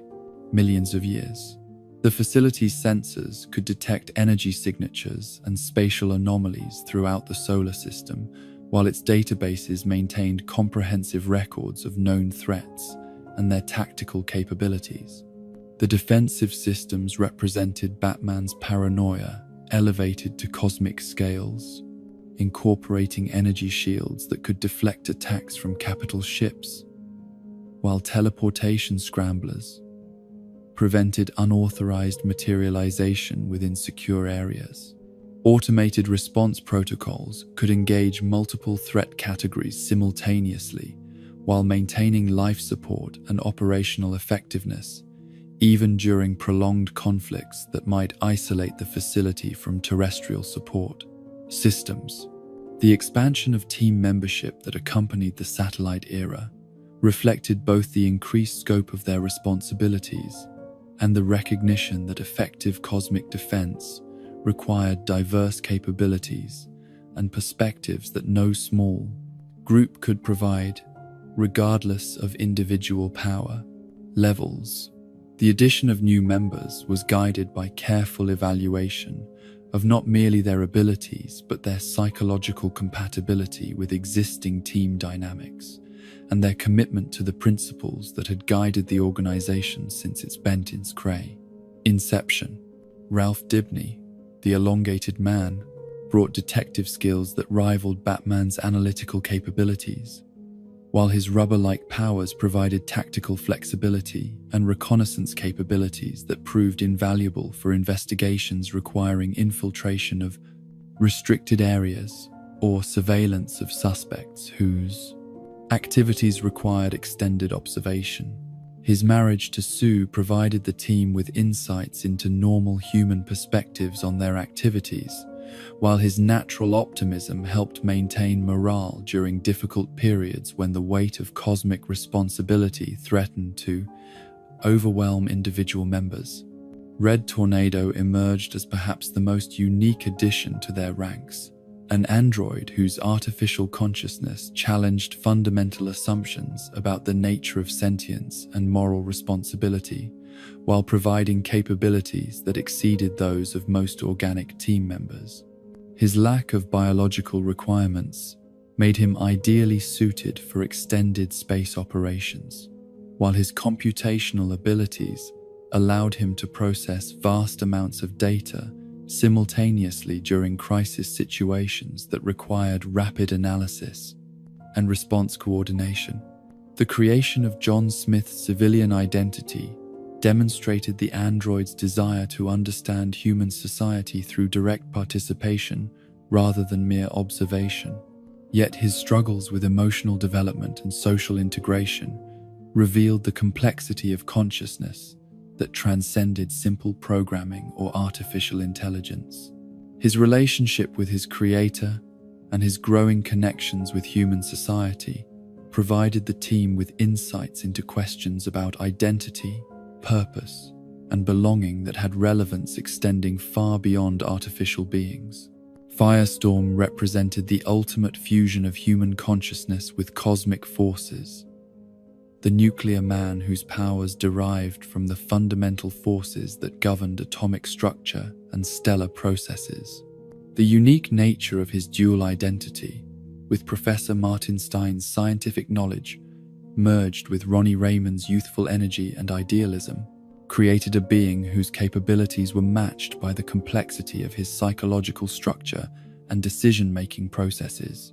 The philosophical implications of Firestorm's existence raised questions about individual identity and collective consciousness that had profound relevance for understanding the nature of heroism and responsibility.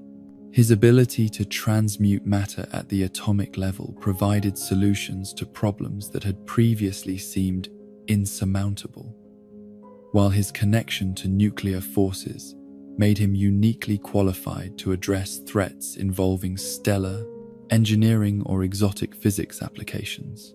The establishment of 24-hour operational schedules reflected the recognition that cosmic threats operated according to timelines that bore no relationship to terrestrial day-night cycles or human circadian rhythms.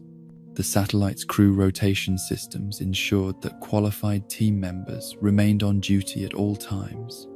while providing adequate rest and recovery periods for beings whose extraordinary capabilities required them to maintain peak performance levels indefinitely. The psychological challenges of extended space operations proved as demanding as any external threat the team faced, requiring careful attention to maintaining individual mental health and group cohesion, while isolated from the familiar environments and support systems that had sustained their earlier development. The satellite's recreational facilities and communication systems were designed to prevent the claustrophobia and social isolation that had proven problematic for earlier space missions involving normal humans. Superman's role as team coordinator expanded to encompass responsibilities that had previously been shared among multiple members. Yet his commitment to democratic decision-making ensured that major strategic choices continued to reflect collective judgment rather than individual preference. His ability to function effectively in both space and terrestrial environments made him uniquely qualified to serve as liaison between satellite operations and ground-based activities while maintaining operational continuity across species,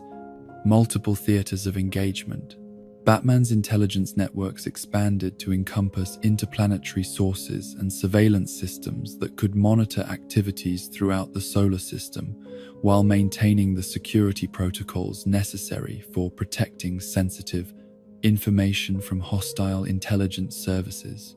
His strategic planning capabilities proved essential for coordinating complex operations that required precise timing and resource allocation across vast distances and multiple operational theaters. Wonder Woman's diplomatic responsibilities expanded to include formal negotiations with galactic civilizations whose political structures and cultural values bore no resemblance to terrestrial institutions, yet whose cooperation proved essential for maintaining peace and stability across sectors of space that affected Earth's security interests. Her understanding of power dynamics and conflict resolution provided frameworks for managing disputes that could escalate into interstellar wars if not addressed through skilled mediation. The Flash's scientific research expanded to encompass phenomena that could only be studied in the unique environment of space, while his speed allowed him to conduct reconnaissance missions throughout the solar system with response times that made real-time intelligence gathering feasible for the first time. His forensic background proved invaluable for analyzing evidence of alien activities and technological developments that might indicate emerging threats or opportunities for beneficial cooperation. Green Lantern's connection to the core provided the satellite with access to galactic communication networks and intelligence resources that would have been impossible to obtain through terrestrial sources, while his rings capabilities made him uniquely effective for responding to crises that required immediate intervention across vast distances. His military experience guided the development of tactical protocols for space-based operations that had no precedent in human military doctrine. Aquaman's role expanded to encompass protection of space-based water supplies and life support systems, while his telepathic abilities proved effective for communicating with alien species whose mental structures bore sufficient similarity to terrestrial consciousness to permit meaningful exchange of information and concepts.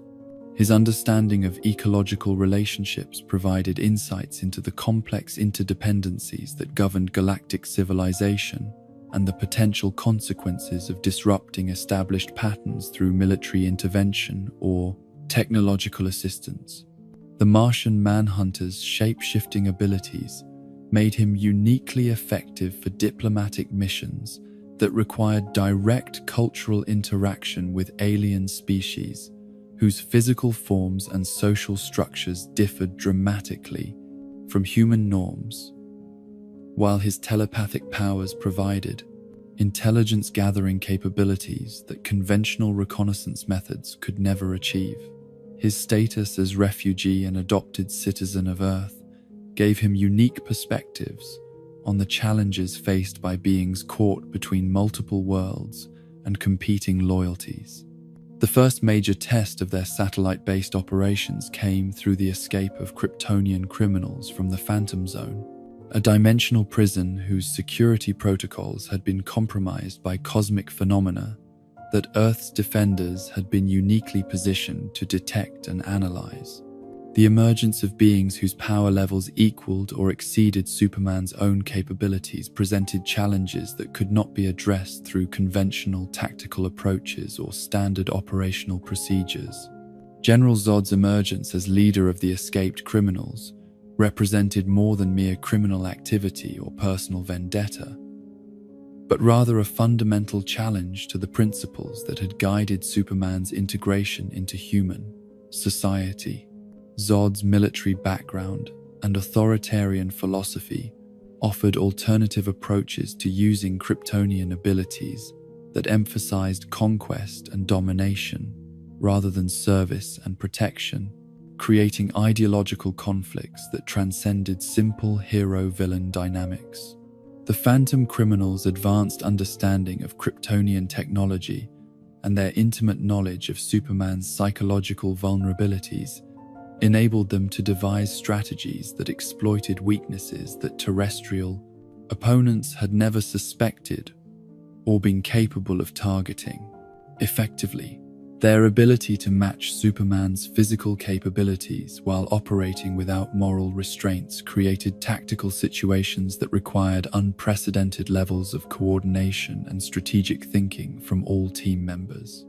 Ursa's savage warrior mentality and complete disdain for human life made her uniquely dangerous among opponents whose power levels approached cosmic scales, while her loyalty to Zod provided him with an enforcer whose ruthlessness matched her capabilities. Her presence forced the team to develop non-lethal containment strategies that could be effective against beings whose strength exceeded that of most terrestrial military hardware, while operating under moral constraints that their opponents felt no obligation to observe. Non's mute but incredibly powerful presence created psychological warfare opportunities that the Phantom criminals exploited through systematic destruction of infrastructure and civilian targets that forced the heroes to respond reactively rather than pursuing proactive strategies that might have proven more effective against enemies whose capabilities were well documented through previous encounters with Superman. The resolution of the Phantom crisis required the development of new technologies and tactical approaches that could contain beings whose power levels exceeded anything previously encountered, while maintaining the moral standards that defined heroic intervention. The satellite's advanced laboratories and manufacturing capabilities proved essential for creating specialized equipment and containment systems that could function effectively against Kryptonian-level threats. The psychological impact of confronting enemies who shared Superman's heritage while rejecting everything he represented created internal conflicts that threatened team cohesion while demonstrating the importance of moral choice in new thing. Determining how extraordinary abilities would be employed. The victory that eventually emerged validated the principles that had guided their development, while proving that ethical considerations enhanced rather than limited their effectiveness against opponents whose power was unrestrained by the case's conscience or compassion. The expansion of their operational scope to encompass stellar conflicts and galactic politics brought responsibilities and challenges that tested their understanding of justice and intervention in ways that terrestrial experience had not prepared them to address. The Green Lantern Corps' inclusion of Earth's defenders in sector-wide operations demonstrated their growing reputation and capabilities, while also exposing them to forms of corruption and moral compromise that had not been significant factors in their previous activities. The relationship between individual conscience and organizational loyalty became increasingly complex as their involvement in galactic affairs required them to navigate political situations where the moral clarity that had guided their terrestrial operations was obscured by competing cultural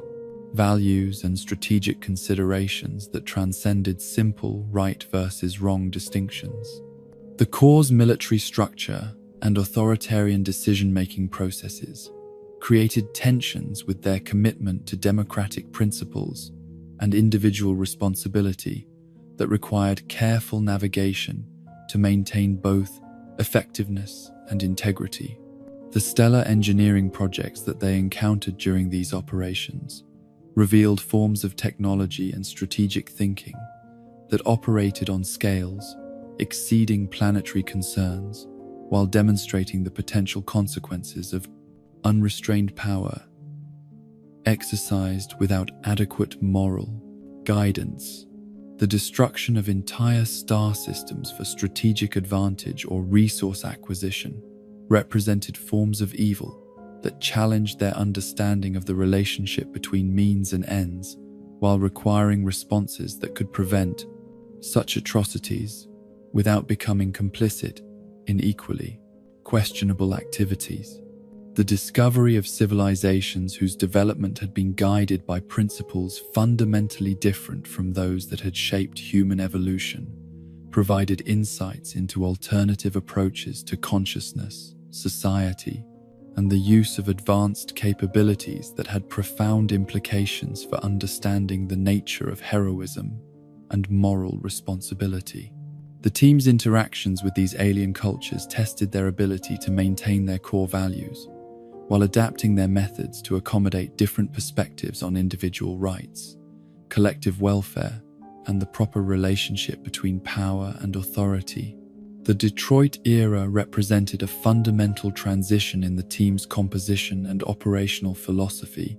as founding members stepped back from active participation to pursue other responsibilities, while a new generation of heroes assumed primary operational duties. This transition reflected both the natural evolution of individual careers and the recognition that effective cosmic defense required continuous renewal of perspectives and capabilities to address emerging threats and changing strategic environments. The selection of younger heroes like Vixen, Steel, Vibe, and Gypsy reflected a commitment to diversity and fresh perspectives, while also acknowledging the importance of maintaining continuity with established principles and operational standards that had proven effective against cosmic-level threats. The integration of new members required extensive training and psychological evaluation to ensure compatibility with existing team dynamics, while providing them with the knowledge and experience necessary for effective participation in operations that could determine the fate of entire civilizations. Mari McCabe's connection to African spiritual traditions and her ability to channel the capabilities of various animal species provided the team with insights into forms of power that operated according to principles different from technological or genetic enhancement, while demonstrating the universal nature of consciousness and its relationship to natural forces that transcended cultural boundaries. Her background in modeling and fashion provided unexpected advantages for infiltration and diplomatic missions that required understanding of social dynamics and cultural signaling. Hank Haywood's technological integration and patriotic motivation represented evolution of the World War II hero tradition into forms appropriate for cosmic-level operations, while his scientific background contributed to the team's understanding of advanced materials and engineering, principles that proved essential for maintaining their equipment and facilities in the hostile environment of space. His struggle with the psychological implications of technological dependence provided insights into questions about identity and authenticity that had relevance for all team members whose capabilities exceeded normal human parameters. Paco Ramon's vibrational powers and street-smart background brought perspectives on urban culture and social justice that had been underrepresented in the team's previous composition, while his scientific curiosity led to innovations in communication and transportation technology that improved their operational effectiveness. His struggle with the responsibility of cosmic-level power while maintaining connection to his community and cultural heritage provided examples of how extraordinary abilities could enhance rather than separate individuals from their social roots. Cindy Reynolds' magical abilities and mysterious background provided the team with access to mystical forces and alternative approaches to problem solving that proved essential for addressing threats that operated according to principles beyond scientific understanding, while her illusion casting capabilities enhanced their tactical flexibility and reconnaissance effectiveness. Her struggle with questions about identity and belonging resonated with other team members whose extraordinary nature created challenges for maintaining normal relationships and social connections.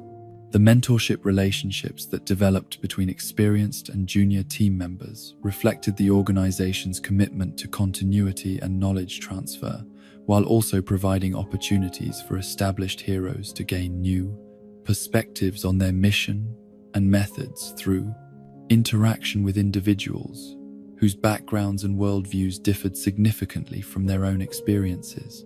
The success of these relationships proved essential for maintaining operational effectiveness during the transition period while preparing the next generation for the greater challenges that awaited them. The philosophical implications of this generational transition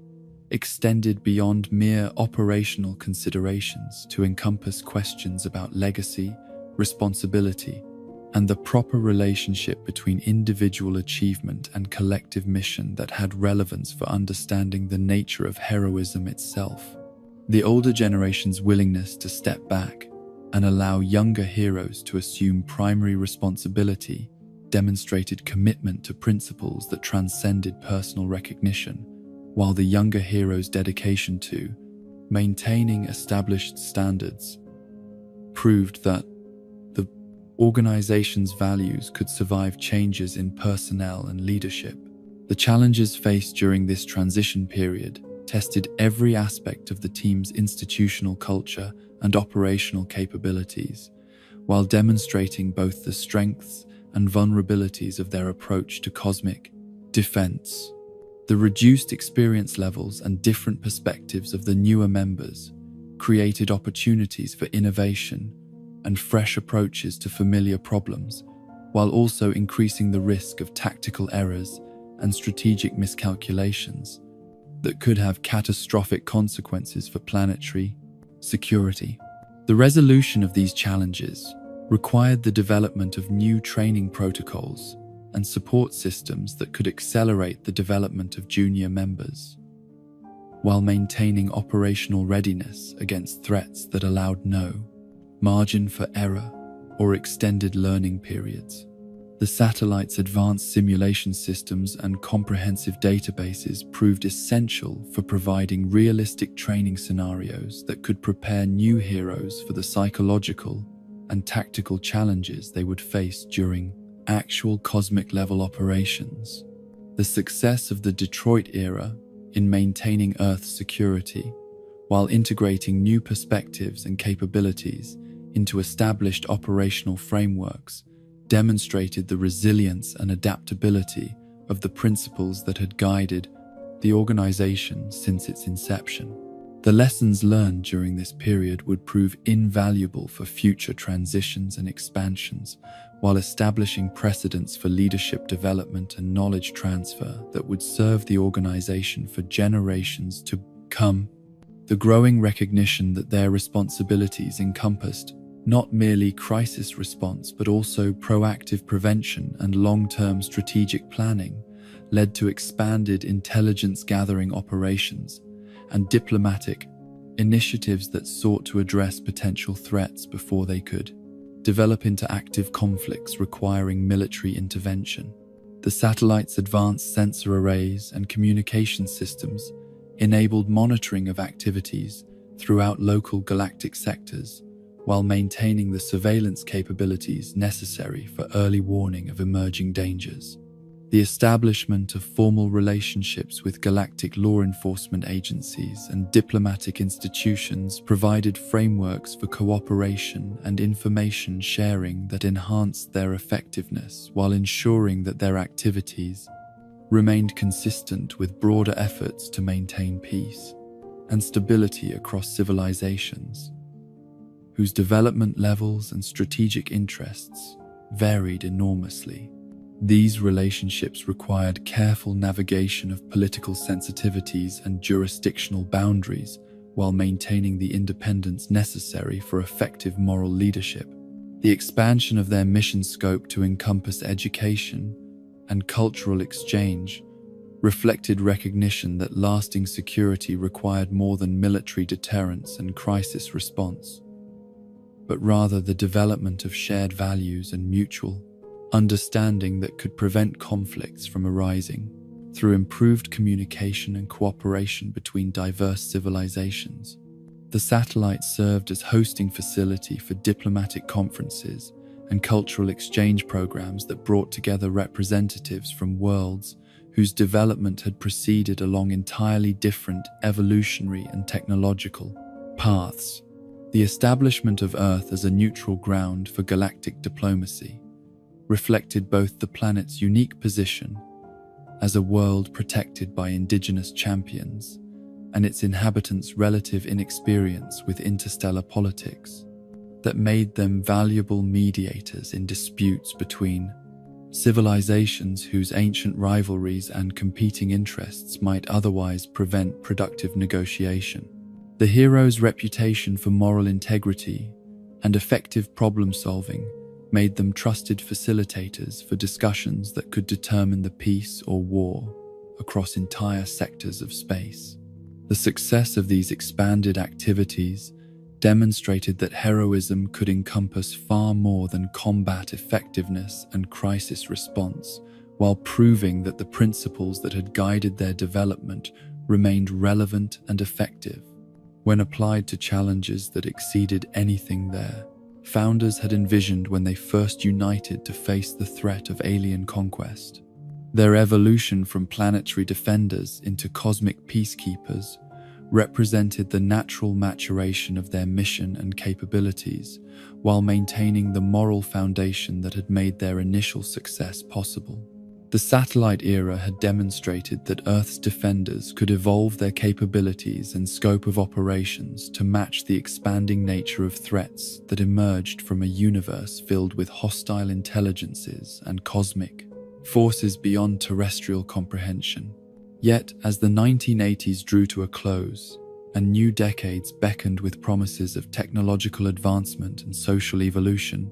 signs began to appear that suggested the multiverse itself was experiencing fundamental instabilities that threatened not merely individual worlds or civilizations, but the very structure of reality across all possible dimensions of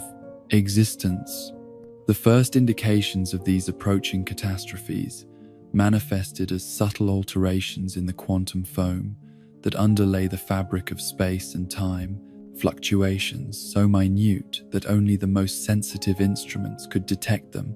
while their implications remained hidden from all but the most sophisticated theoretical physicists whose mathematical models suggested impossible conclusions about the relationship between matter, energy, and consciousness itself. These were not random variations in natural constants, but systematic modifications that followed patterns too complex and purposeful to represent anything other than deliberate manipulation by intelligences whose capabilities exceeded those of entire galactic civilizations. The Monitor, that enigmatic cosmic entity whose previous warnings about multiversal threats had proven frustratingly vague yet ultimately accurate, began appearing with increased frequency to beings across multiple realities, his communications growing more urgent and specific as the timeline for catastrophic convergence accelerated beyond his ability to implement adequate protective measures through conventional means. His ancient adversary stirred in the depths of antimatter space, that twisted reflection of positive reality where the fundamental forces operated according to inverted principles that sought the elimination rather than creation of complexity and consciousness. The crisis that would come to be known as the Crisis on Infinite Earths began not with the dramatic arrival of cosmic armies or the appearance of reality-threatening weapons, but with the quiet disappearance of entire universes whose existence was erased so completely that only beings with direct multiversal awareness could detect their absence. These were not conquests or destructions in any conventional sense, but rather systematic deletions from the cosmic database of reality, worlds and timelines that simply ceased to have ever existed as waves of antimatter swept through dimensions that had sheltered billions of thinking beings. The scope of the threat became apparent when the Monitor's network of observation points began reporting the sequential elimination of parallel Earths, each representing a complete reality with its own history, cultures,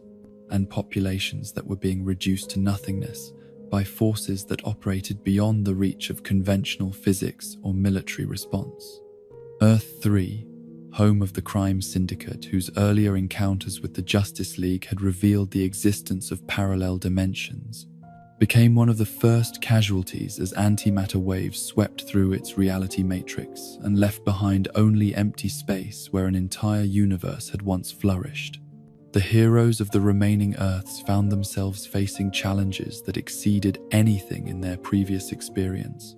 for their enemies were not beings who could be fought or negotiated with, but rather fundamental forces of cosmic entropy that sought the reduction of all existence to the pristine simplicity of absolute void.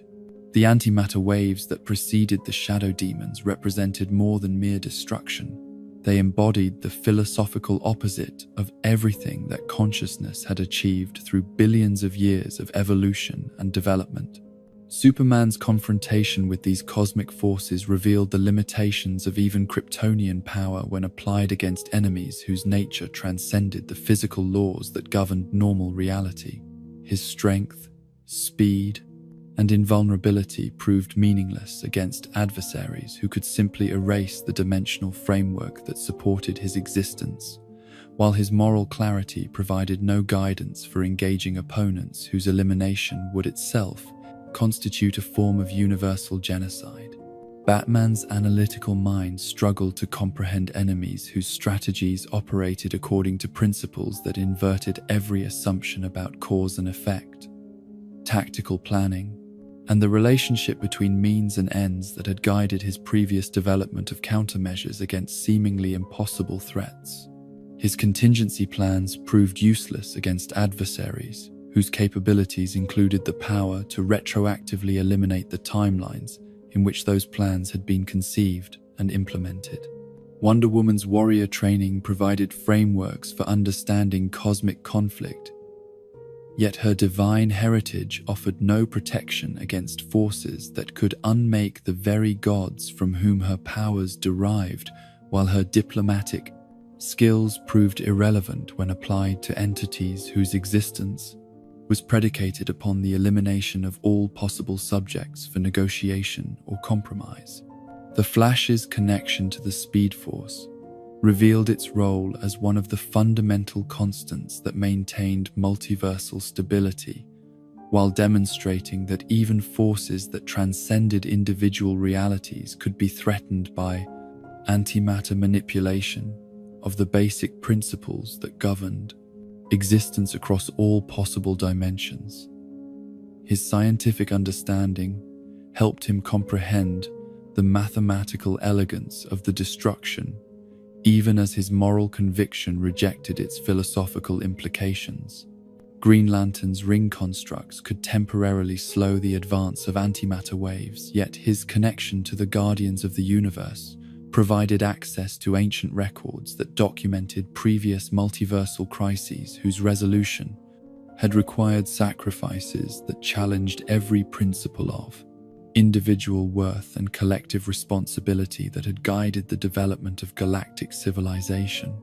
Aquaman's telepathic abilities detected the psychic screams of entire realities as they were consumed by forces that eliminated not merely physical existence, but the very possibility of ever having existed, while his understanding of ecological relationships helped him comprehend the systematic nature of the destruction and its implications for the survival of consciousness itself across all possible timelines. The Martian Manhunter's telepathic powers made him uniquely vulnerable to the psychological impact of multiversal genocide, while his shape-shifting abilities proved useless against enemies who could eliminate the dimensional matrices that supported his molecular cohesion. His status as the last survivor of his species gave him insights into the meaning of absolute loss that proved crucial for understanding the stakes involved in multiversal preservation.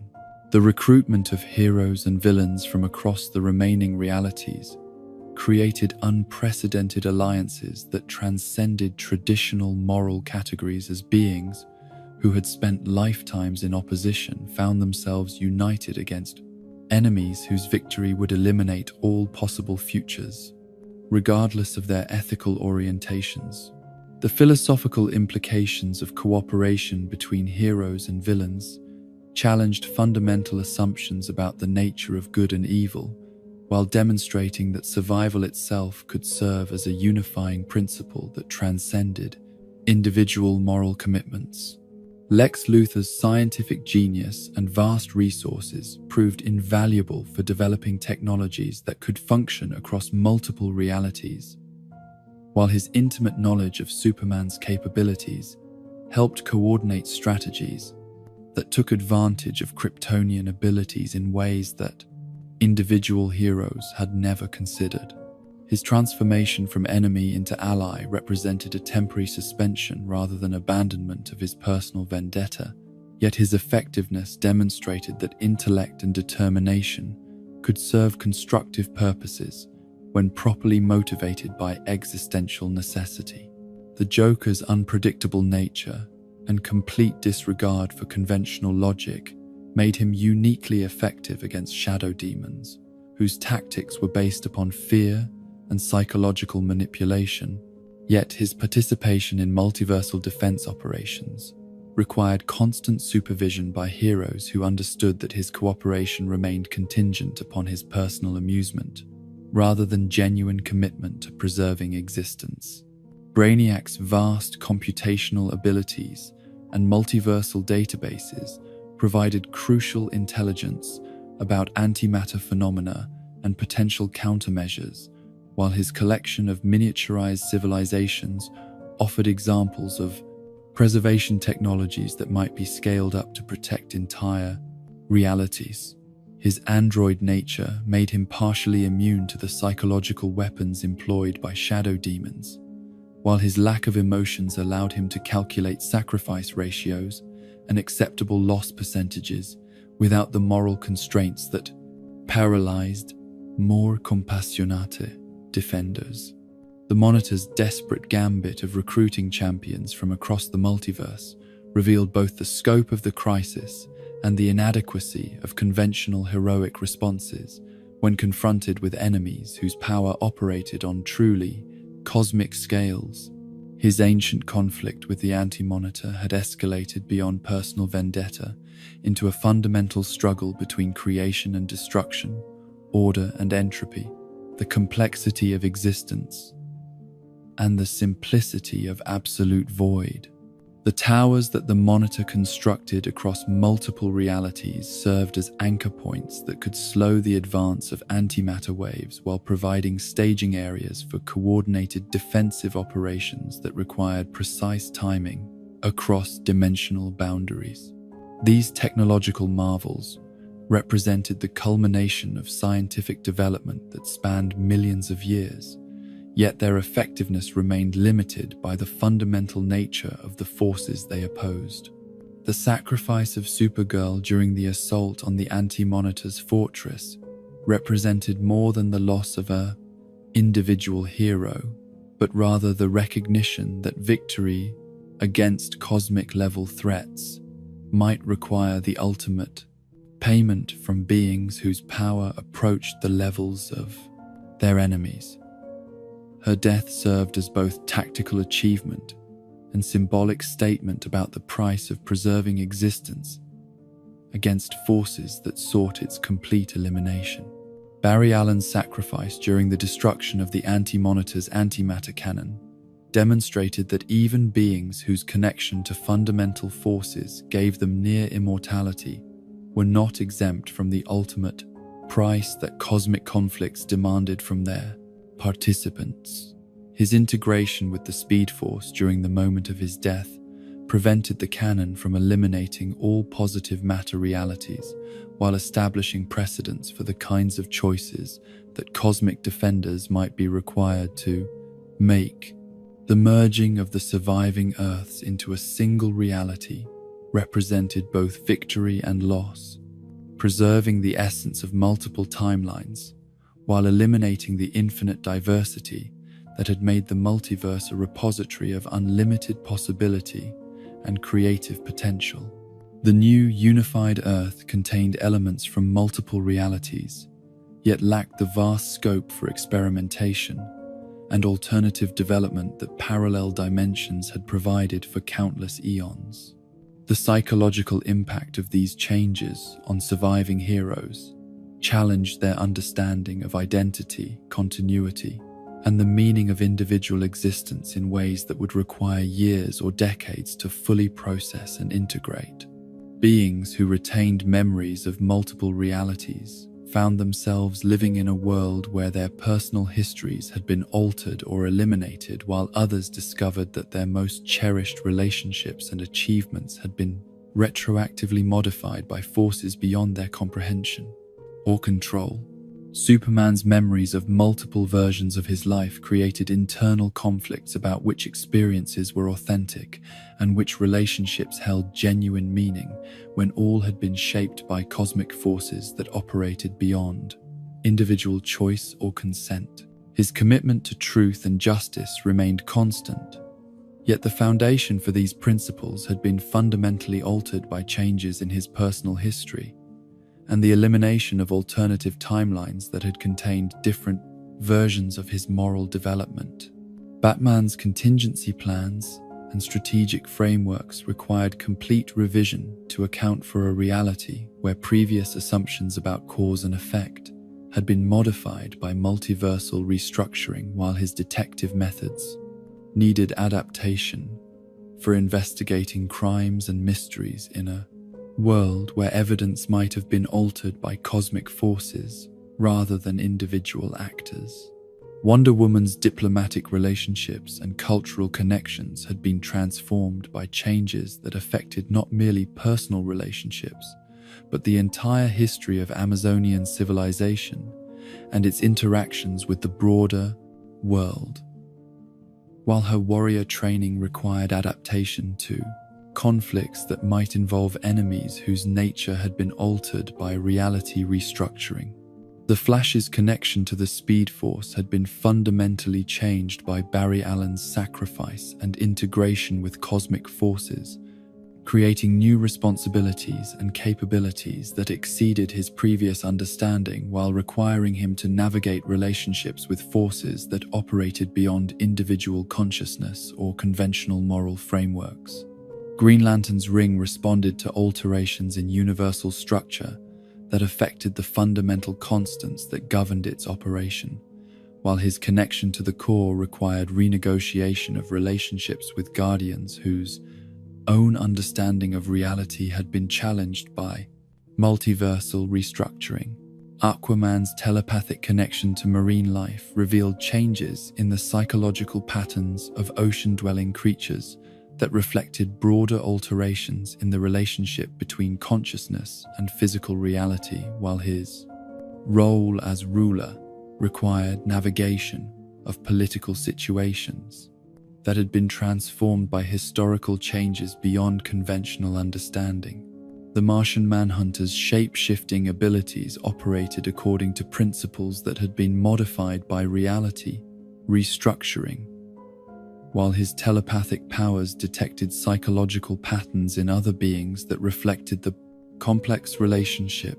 between memory and identity in a world where both had been cosmically altered. The formation of the legends represented an attempt to address the temporal disruptions and historical anomalies that had resulted from multiversal restructuring while providing frameworks for heroic intervention in situations where conventional approaches proved inadequate. This new team combined time travel capabilities with diverse skill sets that could address threats across multiple historical periods, while maintaining operational security in eras whose technological and social development might be contaminated by knowledge of future events. The recruitment of heroes whose backgrounds spanned different historical periods created unique operational capabilities, while also generating internal conflicts between individuals whose worldviews had been shaped by vastly different social and technological circumstances. The integration of these diverse perspectives required careful navigation of cultural differences and moral frameworks that had evolved along separate paths yet needed coordination for effective teamwork. Rip Hunter's time travel expertise provided the technical foundation for operations that required precise navigation of temporal mechanics, while his understanding of historical processes helped the team avoid actions that might generate paradoxes or unintended consequences that could destabilize the already fragile structure of post-crisis reality. The challenges faced by the legends revealed the complexity of heroic intervention in historical processes, while demonstrating that even well-intentioned actions could generate unintended consequences that required additional intervention to prevent cascading effects across multiple time periods. The team's activities highlighted the delicate balance between preserving historical continuity and preventing injustices that might be addressed through careful temporal manipulation. The success of the legends in addressing temporal anomalies while maintaining historical stability demonstrated that heroic principles could be effectively applied across different time periods and cultural contexts, while proving that the heroic principles, fundamental values that guided cosmic defense, remained relevant regardless of technological or social development levels. The formation of Justice League International represented an attempt to expand the organization's global reach and cultural diversity, while addressing criticisms about its predominantly American orientation and limited representation of different national perspectives and approaches to heroic intervention. This expansion required careful navigation of international political sensitivities, while maintaining operational effectiveness and moral consistency across different cultural frameworks. The inclusion of government oversight and financial support created new opportunities for expanded operations, while also introducing political complications and bureaucratic constraints that had not been significant factors in previous organizational structures. The balance between independence and accountability required constant negotiation between competing interests and values that sometimes conflicted with heroic principles. Booster Gold's time-displaced perspective and corporate approach to heroism provided insights into alternative frameworks for understanding the relationship between public service and personal advancement, while his future knowledge created ethical dilemmas about the proper use of information that could prevent disasters or solve problems that might be better addressed through conventional means. Blue Beetle's technological expertise and scientific curiosity contributed to the team's problem-solving capabilities, while his partnership with Booster Gold demonstrated the importance of personal relationships and mutual support in maintaining morale and effectiveness during extended operations involving complex cultural and political challenges. Fire and Ice represented international perspectives on heroism and justice, while their partnership demonstrated the effectiveness of complementary abilities and compatible personalities in creating tactical combinations that exceeded the sum of individual capabilities. Their integration into the team provided examples of successful cross-cultural cooperation while highlighting the universal nature of heroic values. The lighter tone and more optimistic approach that characterized Justice League International reflected both the reduced cosmic threat level following the crisis and the recognition that heroic intervention could encompass a broader range of activities than crisis response and military operations. The team's activities demonstrated that heroism could be expressed through community service, diplomatic mediation, and social problem solving as effectively as through combat against supervillains and alien invaders. The eventual return to more traditional organizational structures and membership reflected the recognition that cosmic-level threats continued to emerge, while international operations had revealed both the benefits and limitations of government partnership and bureaucratic oversight. The lessons learned during the international period provided valuable insights into alternative approaches to heroic organization, while establishing precedents for future expansion and adaptation. The reformation of the classic Justice League, with original members returning to active participation, represented both continuity with established traditions and evolution in response to changing threat environments and operational requirements.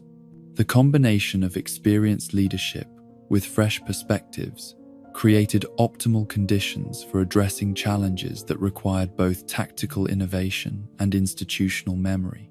The establishment of the Watchtower headquarters on the Moon represented the ultimate expression of their commitment to cosmic defense, while providing capabilities that exceeded even the satellite era's technological achievements. The lunar facility offered unlimited expansion potential, while maintaining security through isolation from terrestrial political and social pressures that might compromise operational effectiveness. The advanced technologies incorporated into the Watchtower reflected lessons learned from previous headquarters, while anticipating future requirements for monitoring and responding to threats that operated on galactic scales. The facility's defensive systems and communication networks established new standards for cosmic defense operations, while providing models that could be adapted by other civilizations facing similar challenges. The success of the reformed Justice League in addressing post-crisis threats while maintaining moral clarity and operational effectiveness demonstrated the resilience of principles that had guided their development since the organization's inception. Their evolution from planetary defenders into multiversal guardians represented the natural maturation of their mission, while preserving the essential values that made their intervention beneficial rather than merely powerful. The dawn of the 1990s brought with it a period of unprecedented transformation for Earth's mightiest heroes. As the complexities introduced by the crisis on Infinite Earths and its aftermath gradually resolved themselves into new patterns of cooperation and coordination that would define their operations for decades to come. The lessons learned from multiversal catastrophe and reality restructuring had fundamentally altered their understanding of their mission and responsibilities, yet the essential principles that had guided their formation remained constant beacons of hope and justice in a cosmos that seemed increasingly determined to test the limits of heroic resolve and moral clarity. Grant Morrison's visionary approach to chronicling their adventures during this era captured something essential about the mythological dimension of their existence, transforming what might have been simple adventure stories into modern legends that spoke to fundamental questions about power, responsibility, and the relationship between individual conscience and collective purpose. His understanding of the heroes as contemporary expressions of archetypal forces that had shaped human consciousness since the dawn of civilization provided frameworks for comprehending their significance that transcended entertainment or escapist fantasy. The reformation of the Justice League, as the Big Seven, represented both a return to foundational principles and an evolution in response to cosmic-level challenges that required the ultimate expression of coordinated, heroic capability. Superman, Batman, Wonder Woman, The Flash, Green Lantern, Aquaman, and the Martian Manhunter brought together the full spectrum of abilities and perspectives that had proven essential for addressing threats whose scope exceeded anything that individual heroes could confront, regardless of their personal power levels or tactical sophistication. The establishment of the watchtower on the moon's surface represented the culmination of decades of technological development and strategic thinking that had begun with the satellite headquarters and evolved through successive iterations of increasing capability and cosmic awareness. This lunar facility embodied humanity's greatest achievement in space-based construction while incorporating alien technologies and scientific principles that elevated it beyond anything that terrestrial engineering could have accomplished through conventional means. The watchtower's location provided strategic advantages that exceeded those of any previous headquarters, while maintaining the symbolic significance of establishing a permanent human presence beyond Earth's atmosphere in service of ideals that transcended planetary boundaries. The facility's monitoring systems could observe activities throughout the solar system, while its defensive capabilities could protect Earth against threats that approached from any vector across three-dimensional space or through dimensional gateways that bypassed conventional spatial relationships. The advanced transportation systems incorporated into the watchtower reflected Morrison's understanding of hypertime and the complex relationships between parallel timelines that had survived the crisis in modified forms that allowed for interaction and coordination between alternate versions of heroic archetypes. The teleportation platforms could access not merely different locations within normal space, but also alternative probability streams, where different versions of familiar heroes pursued similar missions, according to slightly modified parameters. Superman's role within this reformed league reflected his evolution from isolated alien refugee into the moral center of a cosmic community whose responsibilities encompass the protection of fundamental principles rather than merely specific populations or geographic territories. His scientific background and Kryptonian heritage provided him with perspectives on universal constants and natural laws that proved essential for understanding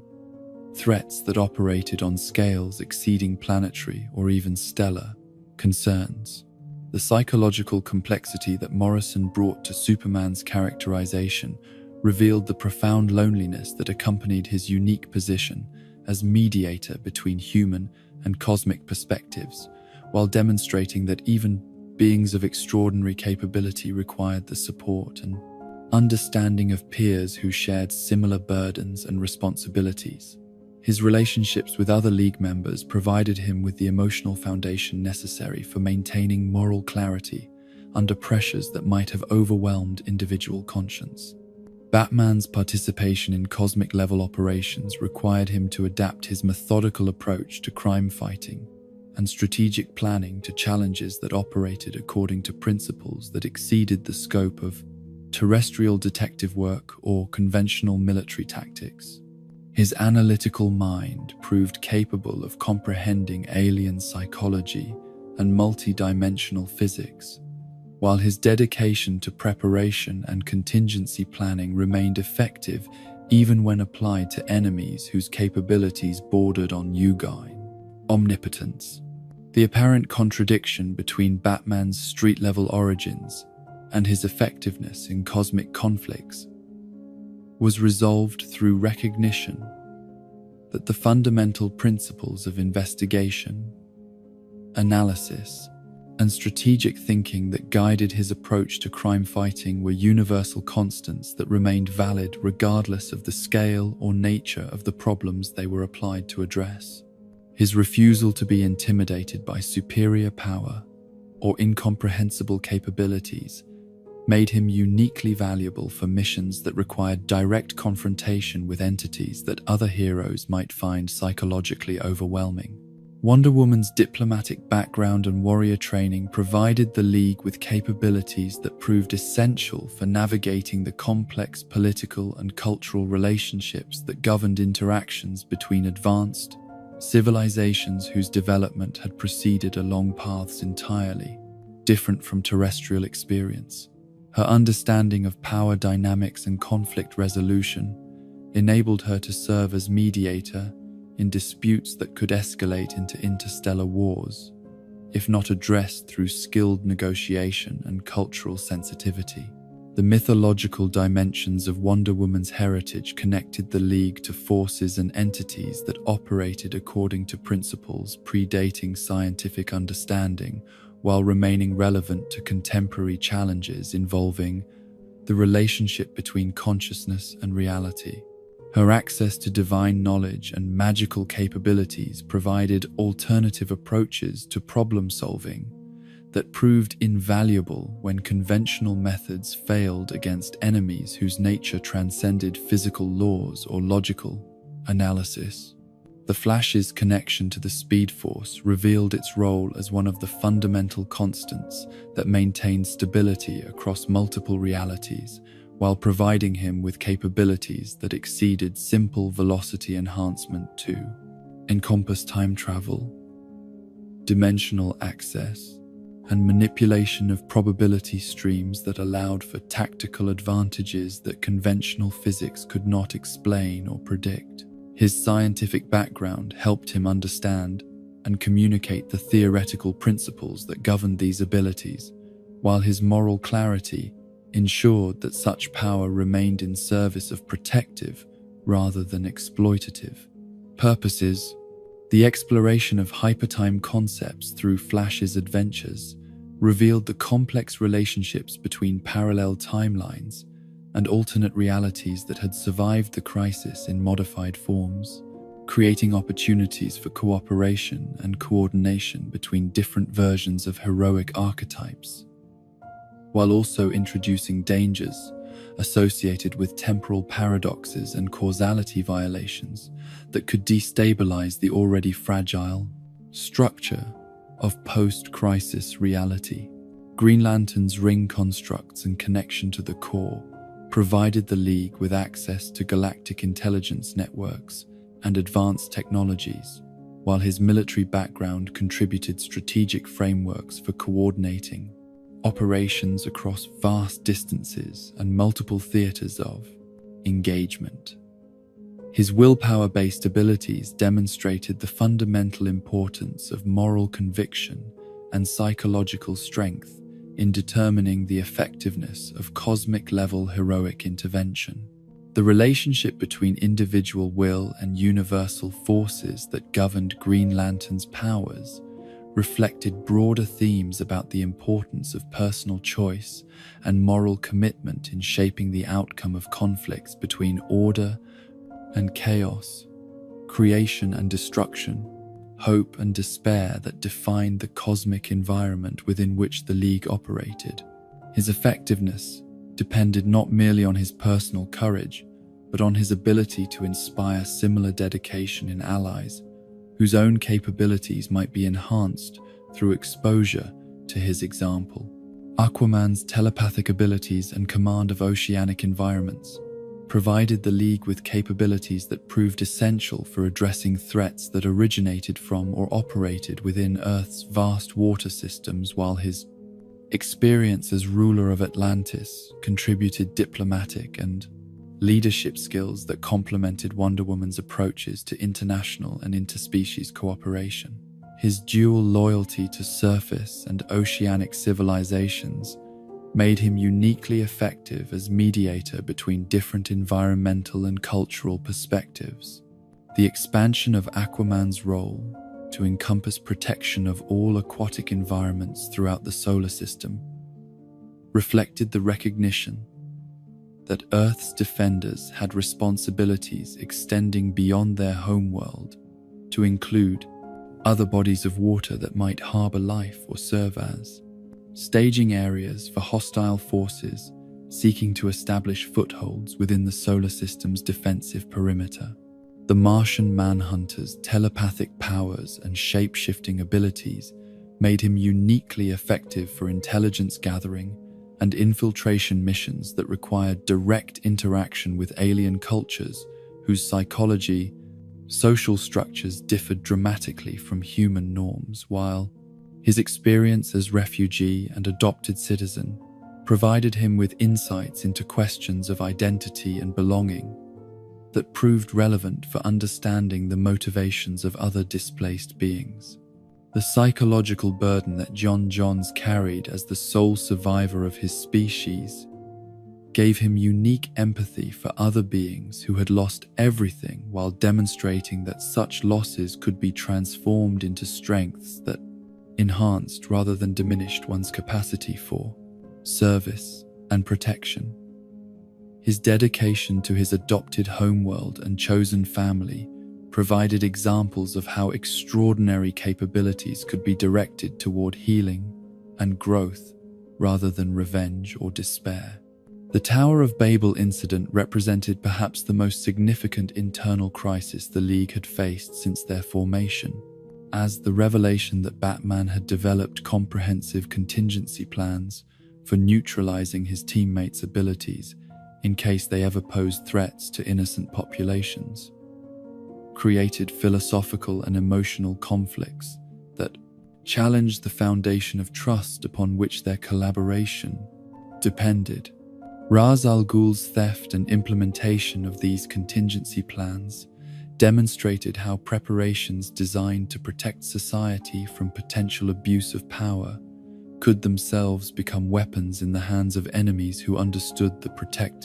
psychological vulnerabilities that such planning revealed. The effectiveness of the attacks proved that Batman's analysis of his teammates' capabilities and weaknesses had been disturbingly accurate, while his failure to inform them of these preparations violated principles of transparency and mutual respect that were essential for maintaining team cohesion. The moral complexity of Batman's position reflected genuine philosophical tensions between individual accountability and collective trust, between preparation for worst-case scenarios and faith in the essential goodness of one's allies, between pragmatic recognition of human fallibility and idealistic commitment to believing the best of those who had earned such consideration through years of sacrifice and service. Superman's response to the revelation of Batman's contingency plans revealed the depth of hurt and betrayal that accompanied the discovery that someone he had considered a trusted friend and ally had been systematically analyzing his vulnerabilities while maintaining the facade of partnership and mutual respect. The Kryptonian's moral philosophy emphasized transparency and trust as fundamental requirements for meaningful relationships, yet his own maintenance of his secret identity created contradictions that complicated his ability to condemn Batman's secretiveness entirely. Wonder Woman's warrior background provided her with frameworks for understanding the strategic thinking that had motivated Batman's preparations, while her diplomatic training helped her recognize the damage that such revelations could inflict on team morale and operational effectiveness. Her commitment to truth and justice required her to acknowledge the validity of both Batman's concerns and his teammates' sense of betrayal, while seeking solutions that could restore trust without compromising security. The Flash's scientific approach to the crisis emphasized the importance of analyzing the situation objectively while recognizing the emotional dimensions that made purely logical solutions inadequate for addressing the human relationships that had been damaged by Batman's choices. His commitment to forensic accuracy helped him understand Batman's motivations, while his moral clarity made him recognize the violations of trust that such preparations represented. Green Lantern's military experience provided him with perspectives on operational security and contingency planning that helped him appreciate the strategic value of Batman's preparations, while his core oath emphasized the importance of trust and mutual support that made such secretive planning problematic for effective teamwork. His willingness to confront difficult questions about individual versus collective responsibility helped facilitate discussions that might otherwise have been avoided. Aquaman's experience as ruler provided him with insights into the challenges of balancing individual friendships with broader responsibilities, while his telepathic abilities allowed him to perceive the emotional undercurrents that shaped his teammates' responses to the crisis. His understanding of leadership dynamics helped him recognize that the team's cohesion depended upon resolving these issues rather than simply moving past them without adequate discussion. The Martian Manhunter's telepathic powers made him uniquely aware of the psychological damage that the crisis had inflicted on team relationships, while his own experiences with loss and betrayal provided him with empathy for all parties involved in the conflict. His role as mediator and counselor became essential for facilitating the healing process that would be necessary for restoring operational effectiveness. The resolution of the Tower of Babel crisis required Batman's temporary departure from active participation in League operations, while trust could be rebuilt through demonstrated commitment to transparency and collective decision-making, rather than unilateral preparation for contingencies that affected all team members. His eventual return represented not merely forgiveness, but the development of new protocols and communication standards that would prevent similar violations of trust while maintaining appropriate levels of preparation for genuine emergency situations.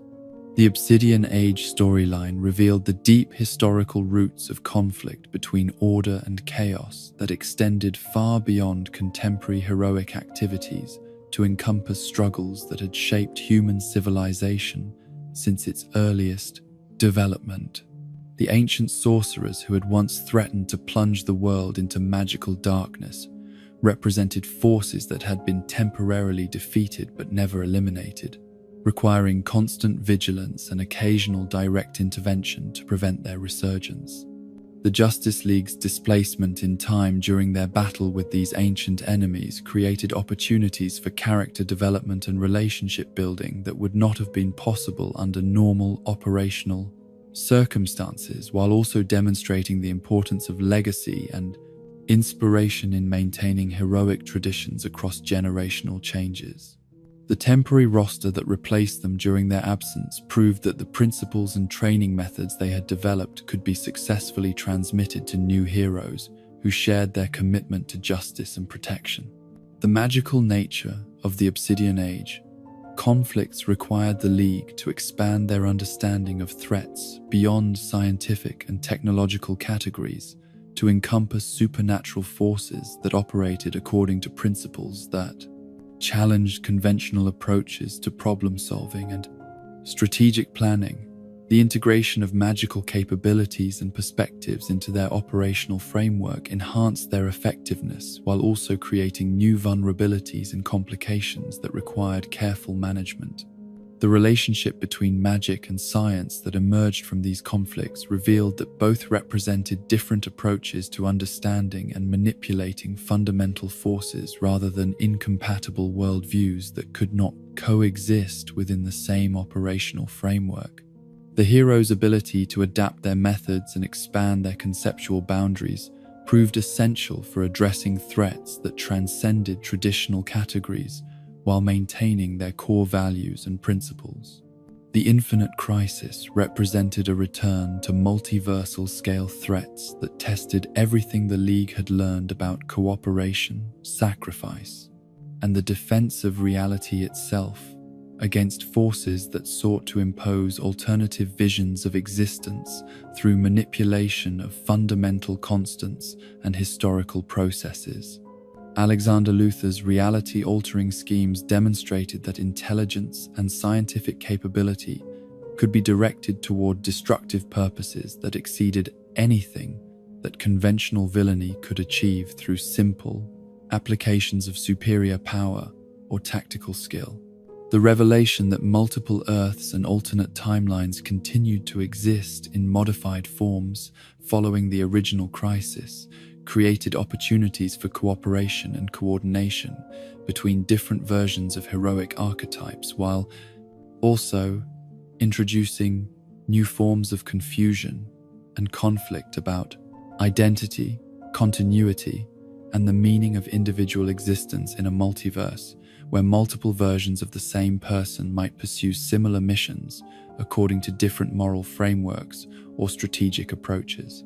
The psychological impact of discovering that their reality was merely one of many possible configurations challenged the heroes' understanding of their own significance and the meaning of their choices, while forcing them to confront questions about destiny, free will, and the relationship between individual action and cosmic purpose that had profound implications for their continued effectiveness as protectors and guardians.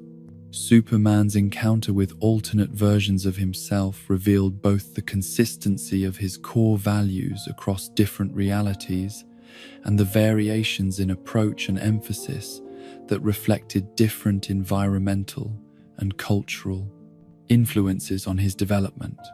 His commitment to protecting innocent life and inspiring others toward their highest potential remained constant, while his methods and relationships reflected the unique circumstances that had shaped each timeline's version of his Burger story. Batman's discovery of alternate versions of his crusade against crime demonstrated that his fundamental dedication to justice and protection transcended the specific circumstances of his parents' death, while revealing how different choices and experiences might have led him toward alternative expressions of the same basic commitment to preventing others from experiencing the losses that had motivated his transformation into a symbol of hope and fear. Wonder Woman's interactions with alternate versions of her mission as ambassador and warrior revealed the universal nature of her commitment to truth and justice, while demonstrating how different cultural and historical contexts might require different approaches to achieving the same fundamental goals of promoting peace, understanding, and cooperation between diverse groups and civilizations. The resolution of the Infinite Crisis required unprecedented coordination between heroes from multiple realities, while demonstrating that the principles that had guided their individual development remained valid and effective when applied to challenges that exceeded anything that single timelines could address through isolated action. The victory that emerged proved that heroic values could transcend dimensional boundaries while providing frameworks for cooperation that enhanced rather than diminished individual effectiveness. The restoration of multiversal structure that followed Infinite Crisis created new opportunities for heroic intervention and cooperation, while also establishing precedents for managing relationships between alternate realities that could prevent future conflicts while enabling beneficial collaboration and resource sharing. The lessons learned during this crisis would prove invaluable for addressing subsequent multiversal threats while establishing the League's reputation as protectors whose capabilities and commitments extended beyond any single reality or timeline. The modern mythology that Morrison and others created around the Justice League during this era established them not merely as fictional characters or entertainment properties, but as contemporary expressions of archetypal forces and universal principles that had shaped human consciousness and moral development throughout recorded history. Their stories provided frameworks for understanding questions about power, responsibility, sacrifice, and service that remained relevant, regardless of changing social conditions or technological development. The influence of these mythological interpretations extended beyond comic book narratives to encompass broader cultural conversations about heroism, leadership, and the proper relationship between individual capability and collective responsibility in societies that faced increasingly complex challenges, requiring coordination and cooperation between diverse groups with competing interests and perspectives. The success of the Big Seven era in establishing the Justice League as modern mythology demonstrated that heroic narratives could evolve and adapt to address contemporary concerns while maintaining connection to fundamental human values and aspirations that transcended specific historical periods or cultural contexts. Their example provided inspiration and guidance for readers who faced their own challenges, requiring moral courage, strategic thinking,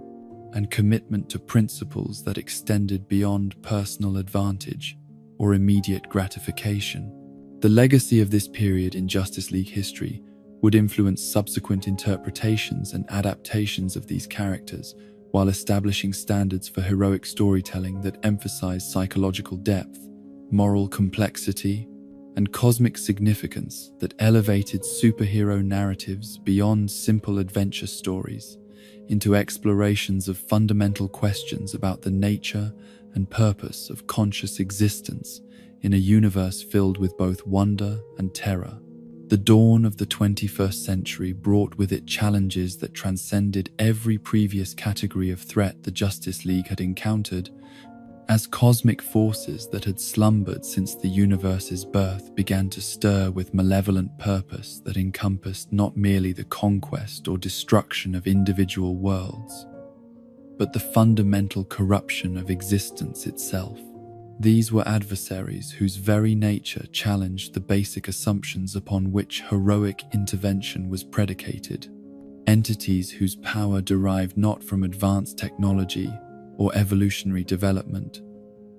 but from their essential role as archetypal forces that shaped the relationship between order and chaos across all possible realities. The shadow of approaching catastrophe first manifested through subtle alterations in the quantum substrate that underlay physical reality, fluctuations so minute that only the most sensitive instruments could detect them, while their implications remained hidden from all but the most sophisticated theoretical physicists, whose mathematical models suggested conclusions that challenged the fundamental constants upon which scientific understanding was based. These were not random variations in natural law, but systematic modifications that followed patterns too complex and purposeful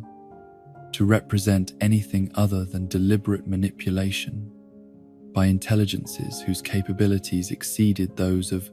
entire galactic civilizations. The Martian Manhunter's telepathic abilities made him among the first to detect the psychological disturbances that accompanied these reality alterations, as the collective unconscious of sentient beings throughout the galaxy began resonating with frequencies that spoke to primal fears and ancient traumas that predated individual memory or cultural development. His experiences as the sole survivor of his species provided him with unique insights into the nature of absolute loss and existential despair. Yet even his psychological resilience was tested by exposure to emanations that seemed designed to corrupt the very foundations of hope and meaning. Wonder Woman's connection to the divine realms revealed disturbances in the mythological structures that governed the relationship between mortal consciousness and transcendent forces, as gods and goddesses across multiple pantheons reported encounters with entities whose existence seemed to negate the possibility of heroism, sacrifice, and redemption that formed the basis of divine interaction with mortal affairs.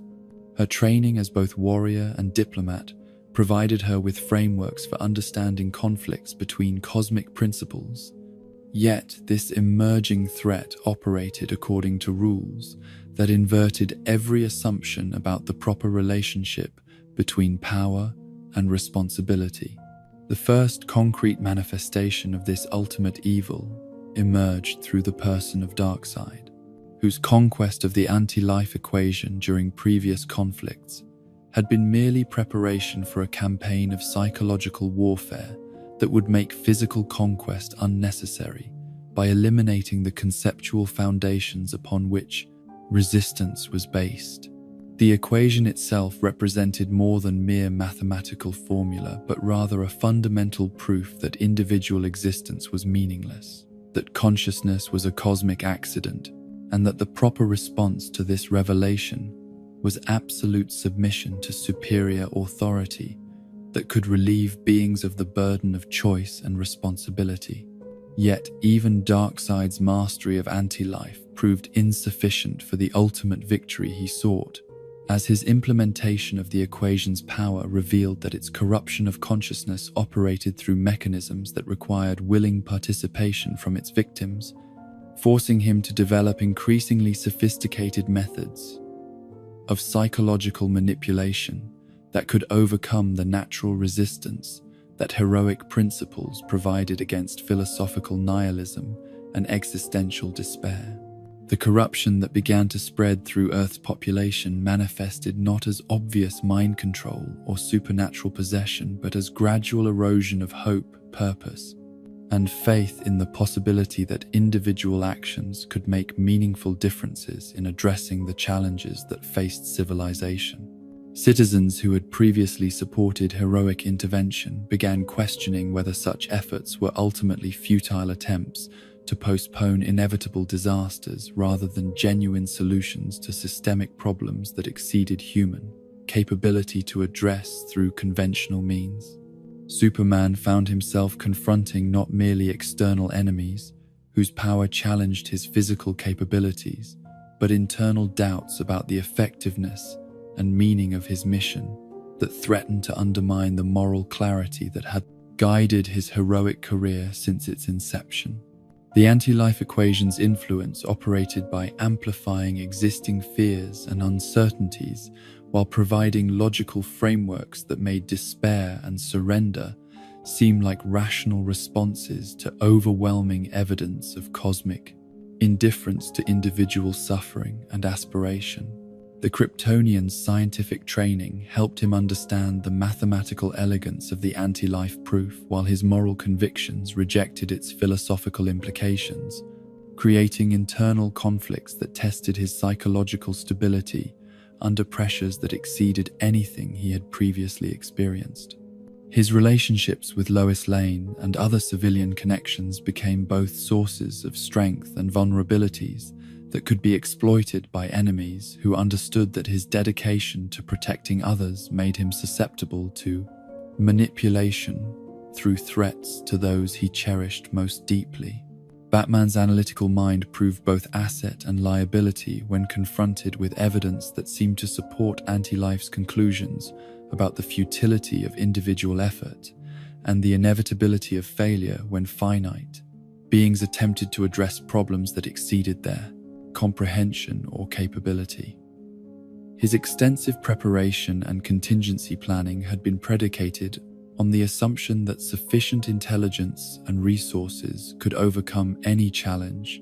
Yet the anti-life equation suggested that such efforts were merely elaborate forms of self-deception that postponed recognition of fundamental helplessness.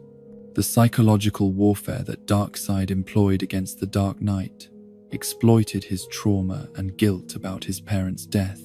while demonstrating through careful logic that his crusade against crime was ultimately counterproductive, creating more sophisticated criminals while failing to address the systematic sources of violence and injustice that generated endless cycles of victimization and revenge.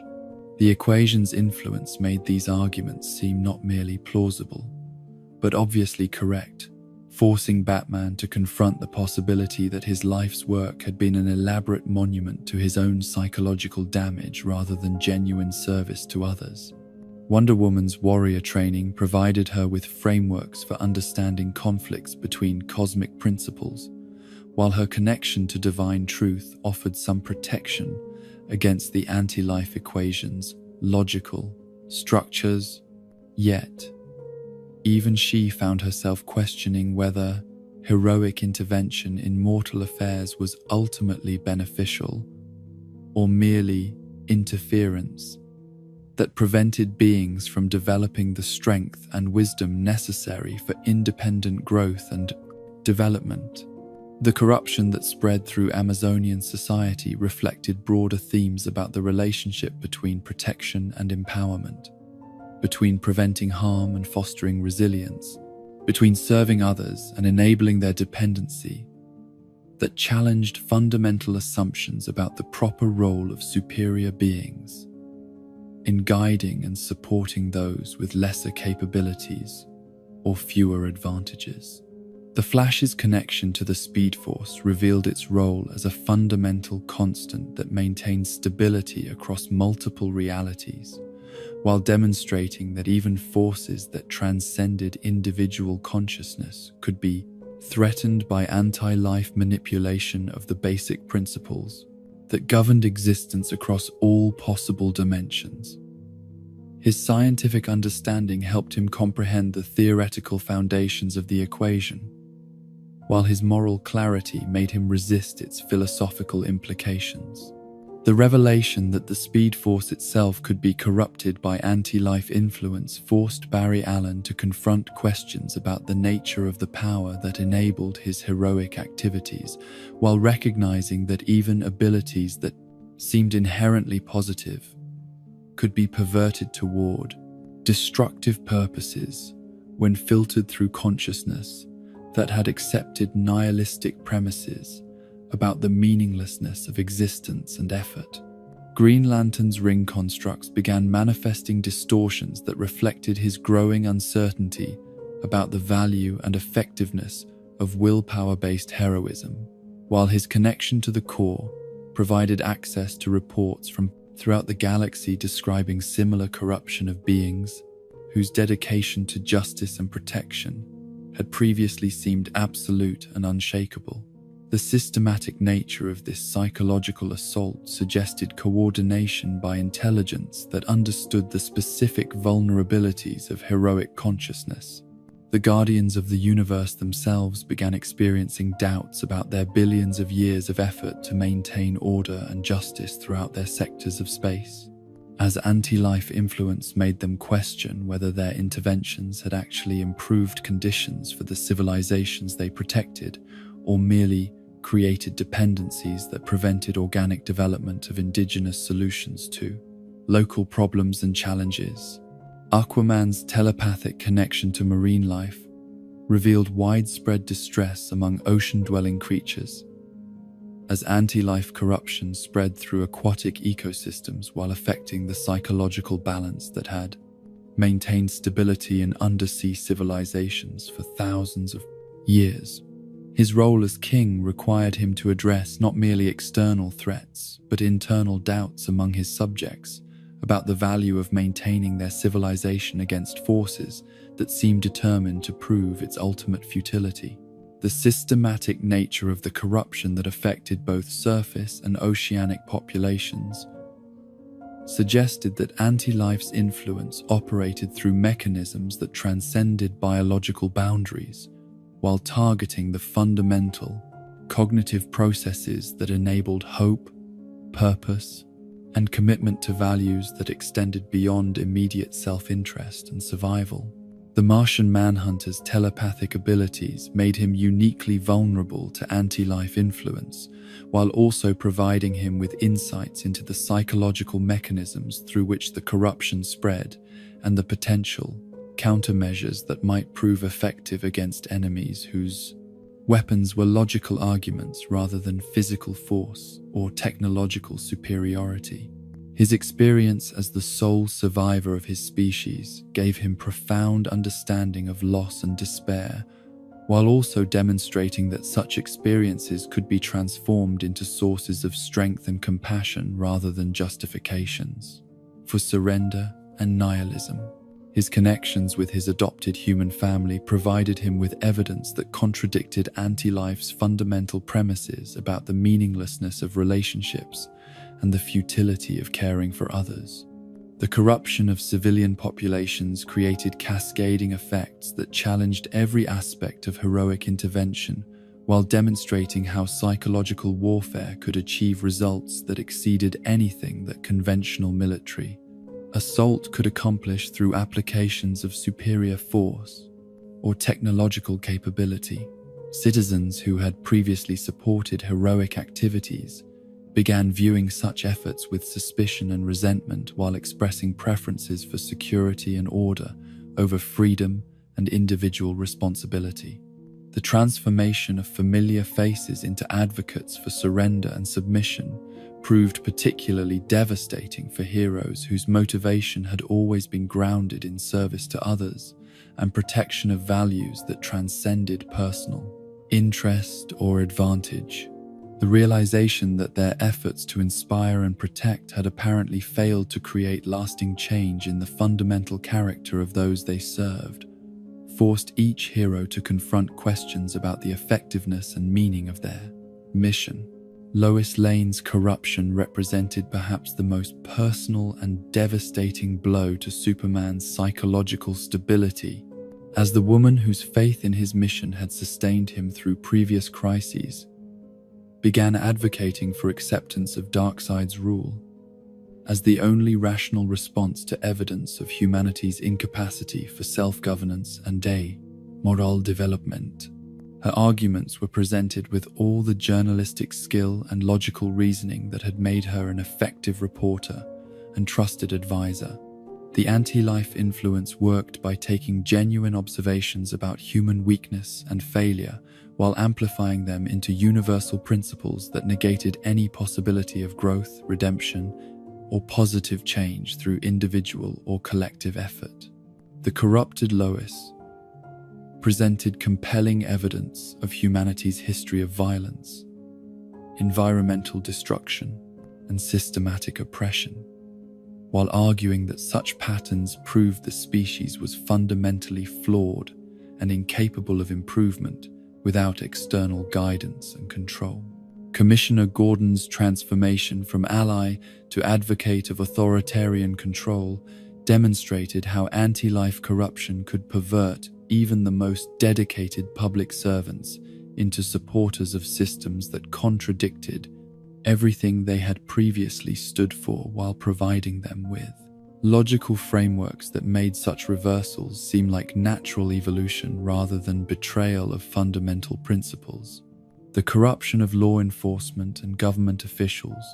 created systematic challenges that exceeded anything the heroes had previously faced, as the institutions and relationships that had supported their activities were transformed into obstacles that prevented effective intervention while providing moral and legal justification for resistance to heroic activities that were redefined as dangerous vigilantism. Alfred Pennyworth's corruption proved particularly devastating for Batman, as his oldest friend and most trusted advisor began presenting carefully reasoned arguments about the futility of the Dark Knight's crusade, while providing evidence that suggested his activities had actually increased crime and violence in Gotham City. By creating escalating cycles of criminal innovation and law enforcement response, the psychological impact of hearing such arguments from someone whose judgment and loyalty had never been questioned forced Batman to confront the possibility that his entire mission had been based on self-deception, while recognizing that even his most trusted relationships could be corrupted by forces that understood how to exploit love and respect for destructive purposes. The apparent death of Batman during the climactic phases of the final crisis represented more than mere tactical setback, but rather symbolic demonstration of anti-life's capacity to eliminate even the most prepared and dedicated opponents through systematic corruption of everything they valued, and everyone they trusted. His sacrifice in attempting to prevent Darkseid's ultimate victory provided inspiration for resistance efforts, while also serving as evidence that individual heroism might be insufficient against enemies whose power operated on truly cosmic scales. Yet even as civilization appeared to collapse under the weight of anti-life corruption, and heroic resistance seemed increasingly futile against enemies whose influence penetrated every aspect of society and consciousness, signs began to emerge that suggested the fundamental premises upon which Darkseid's campaign was based contained logical contradictions and philosophical weaknesses that could be exploited by opponents who understood the true nature of the forces involved in this ultimate conflict between hope and despair. Superman's song at the end of all things represented the ultimate expression of heroic defiance against cosmic nihilism, demonstrating that even when faced with evidence of universal meaninglessness and the apparent futility of all effort, conscious beings could still choose to affirm values and relationships that transcended immediate circumstances while providing meaning that existed independent of external validation or cosmic approval. The miracle machine that emerged from this ultimate crisis represented more than mere technological solution, but rather symbolic demonstration that consciousness itself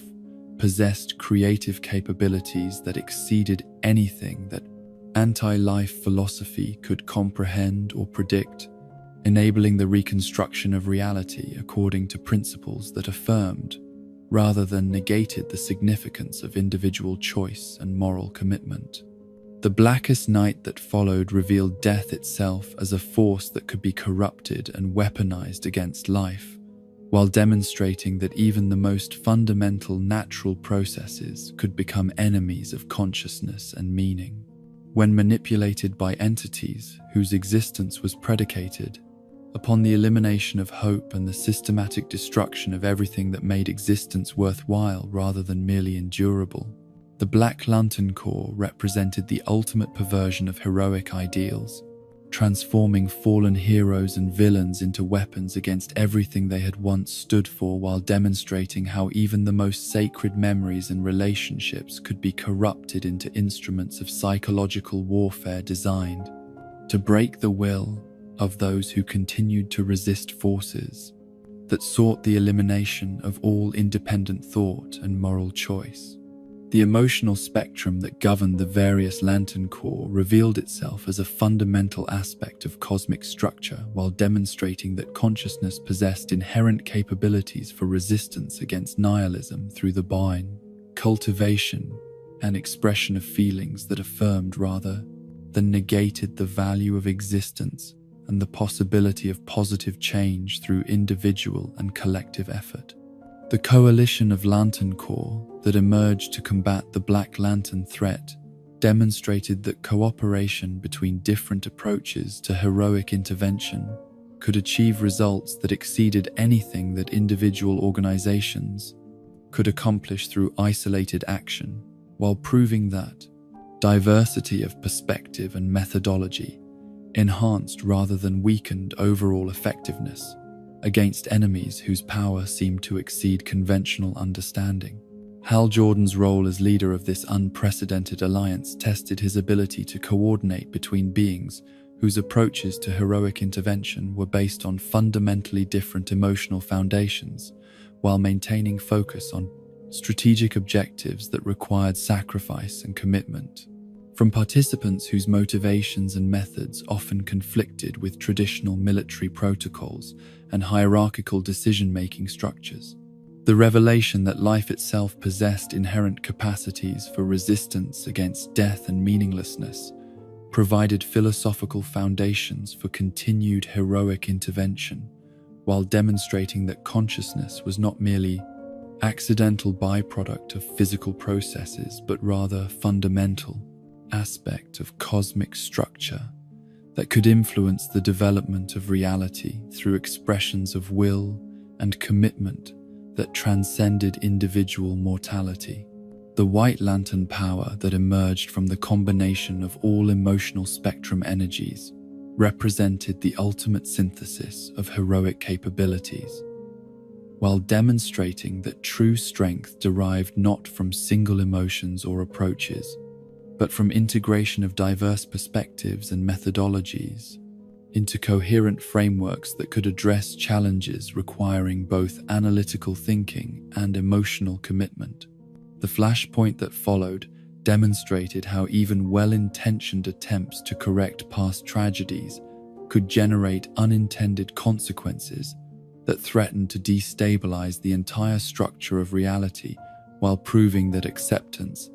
of loss and limitation was essential for maintaining the stability that enabled growth and development, rather than merely preventing change through futile attempts to preserve ideal circumstances.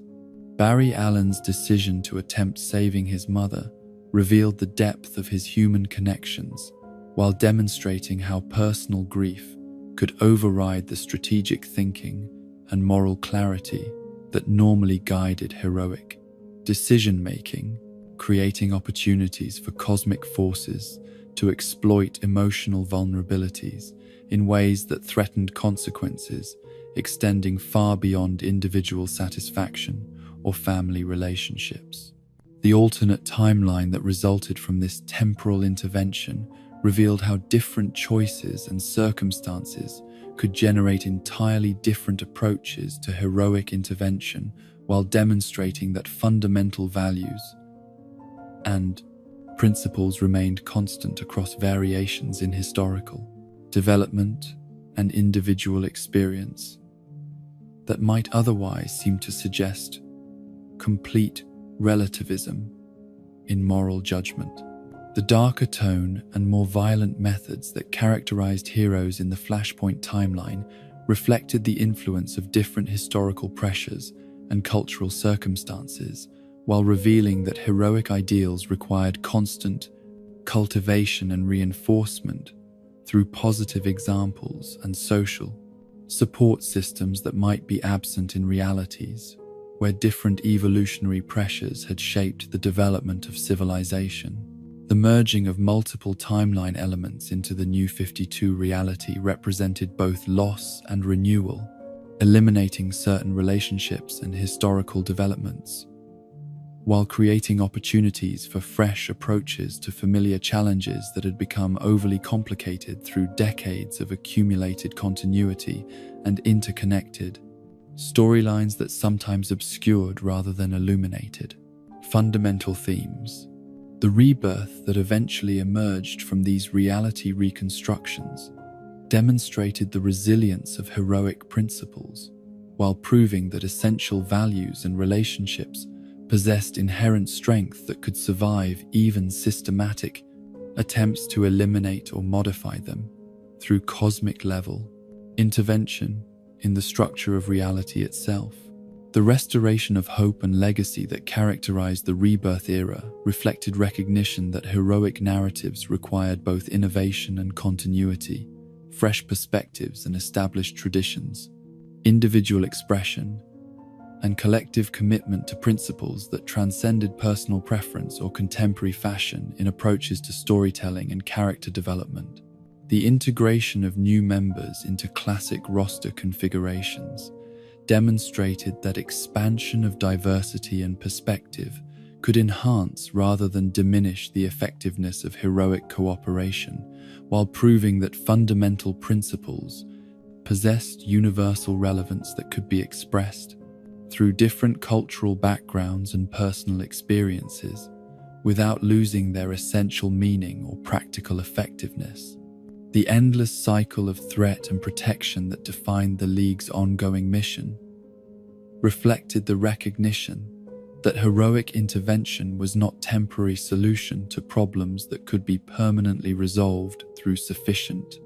application of power and intelligence, but rather ongoing commitment to values and principles that required constant defense against forces that sought their corruption or elimination. The League's role as eternal guardians of possibility itself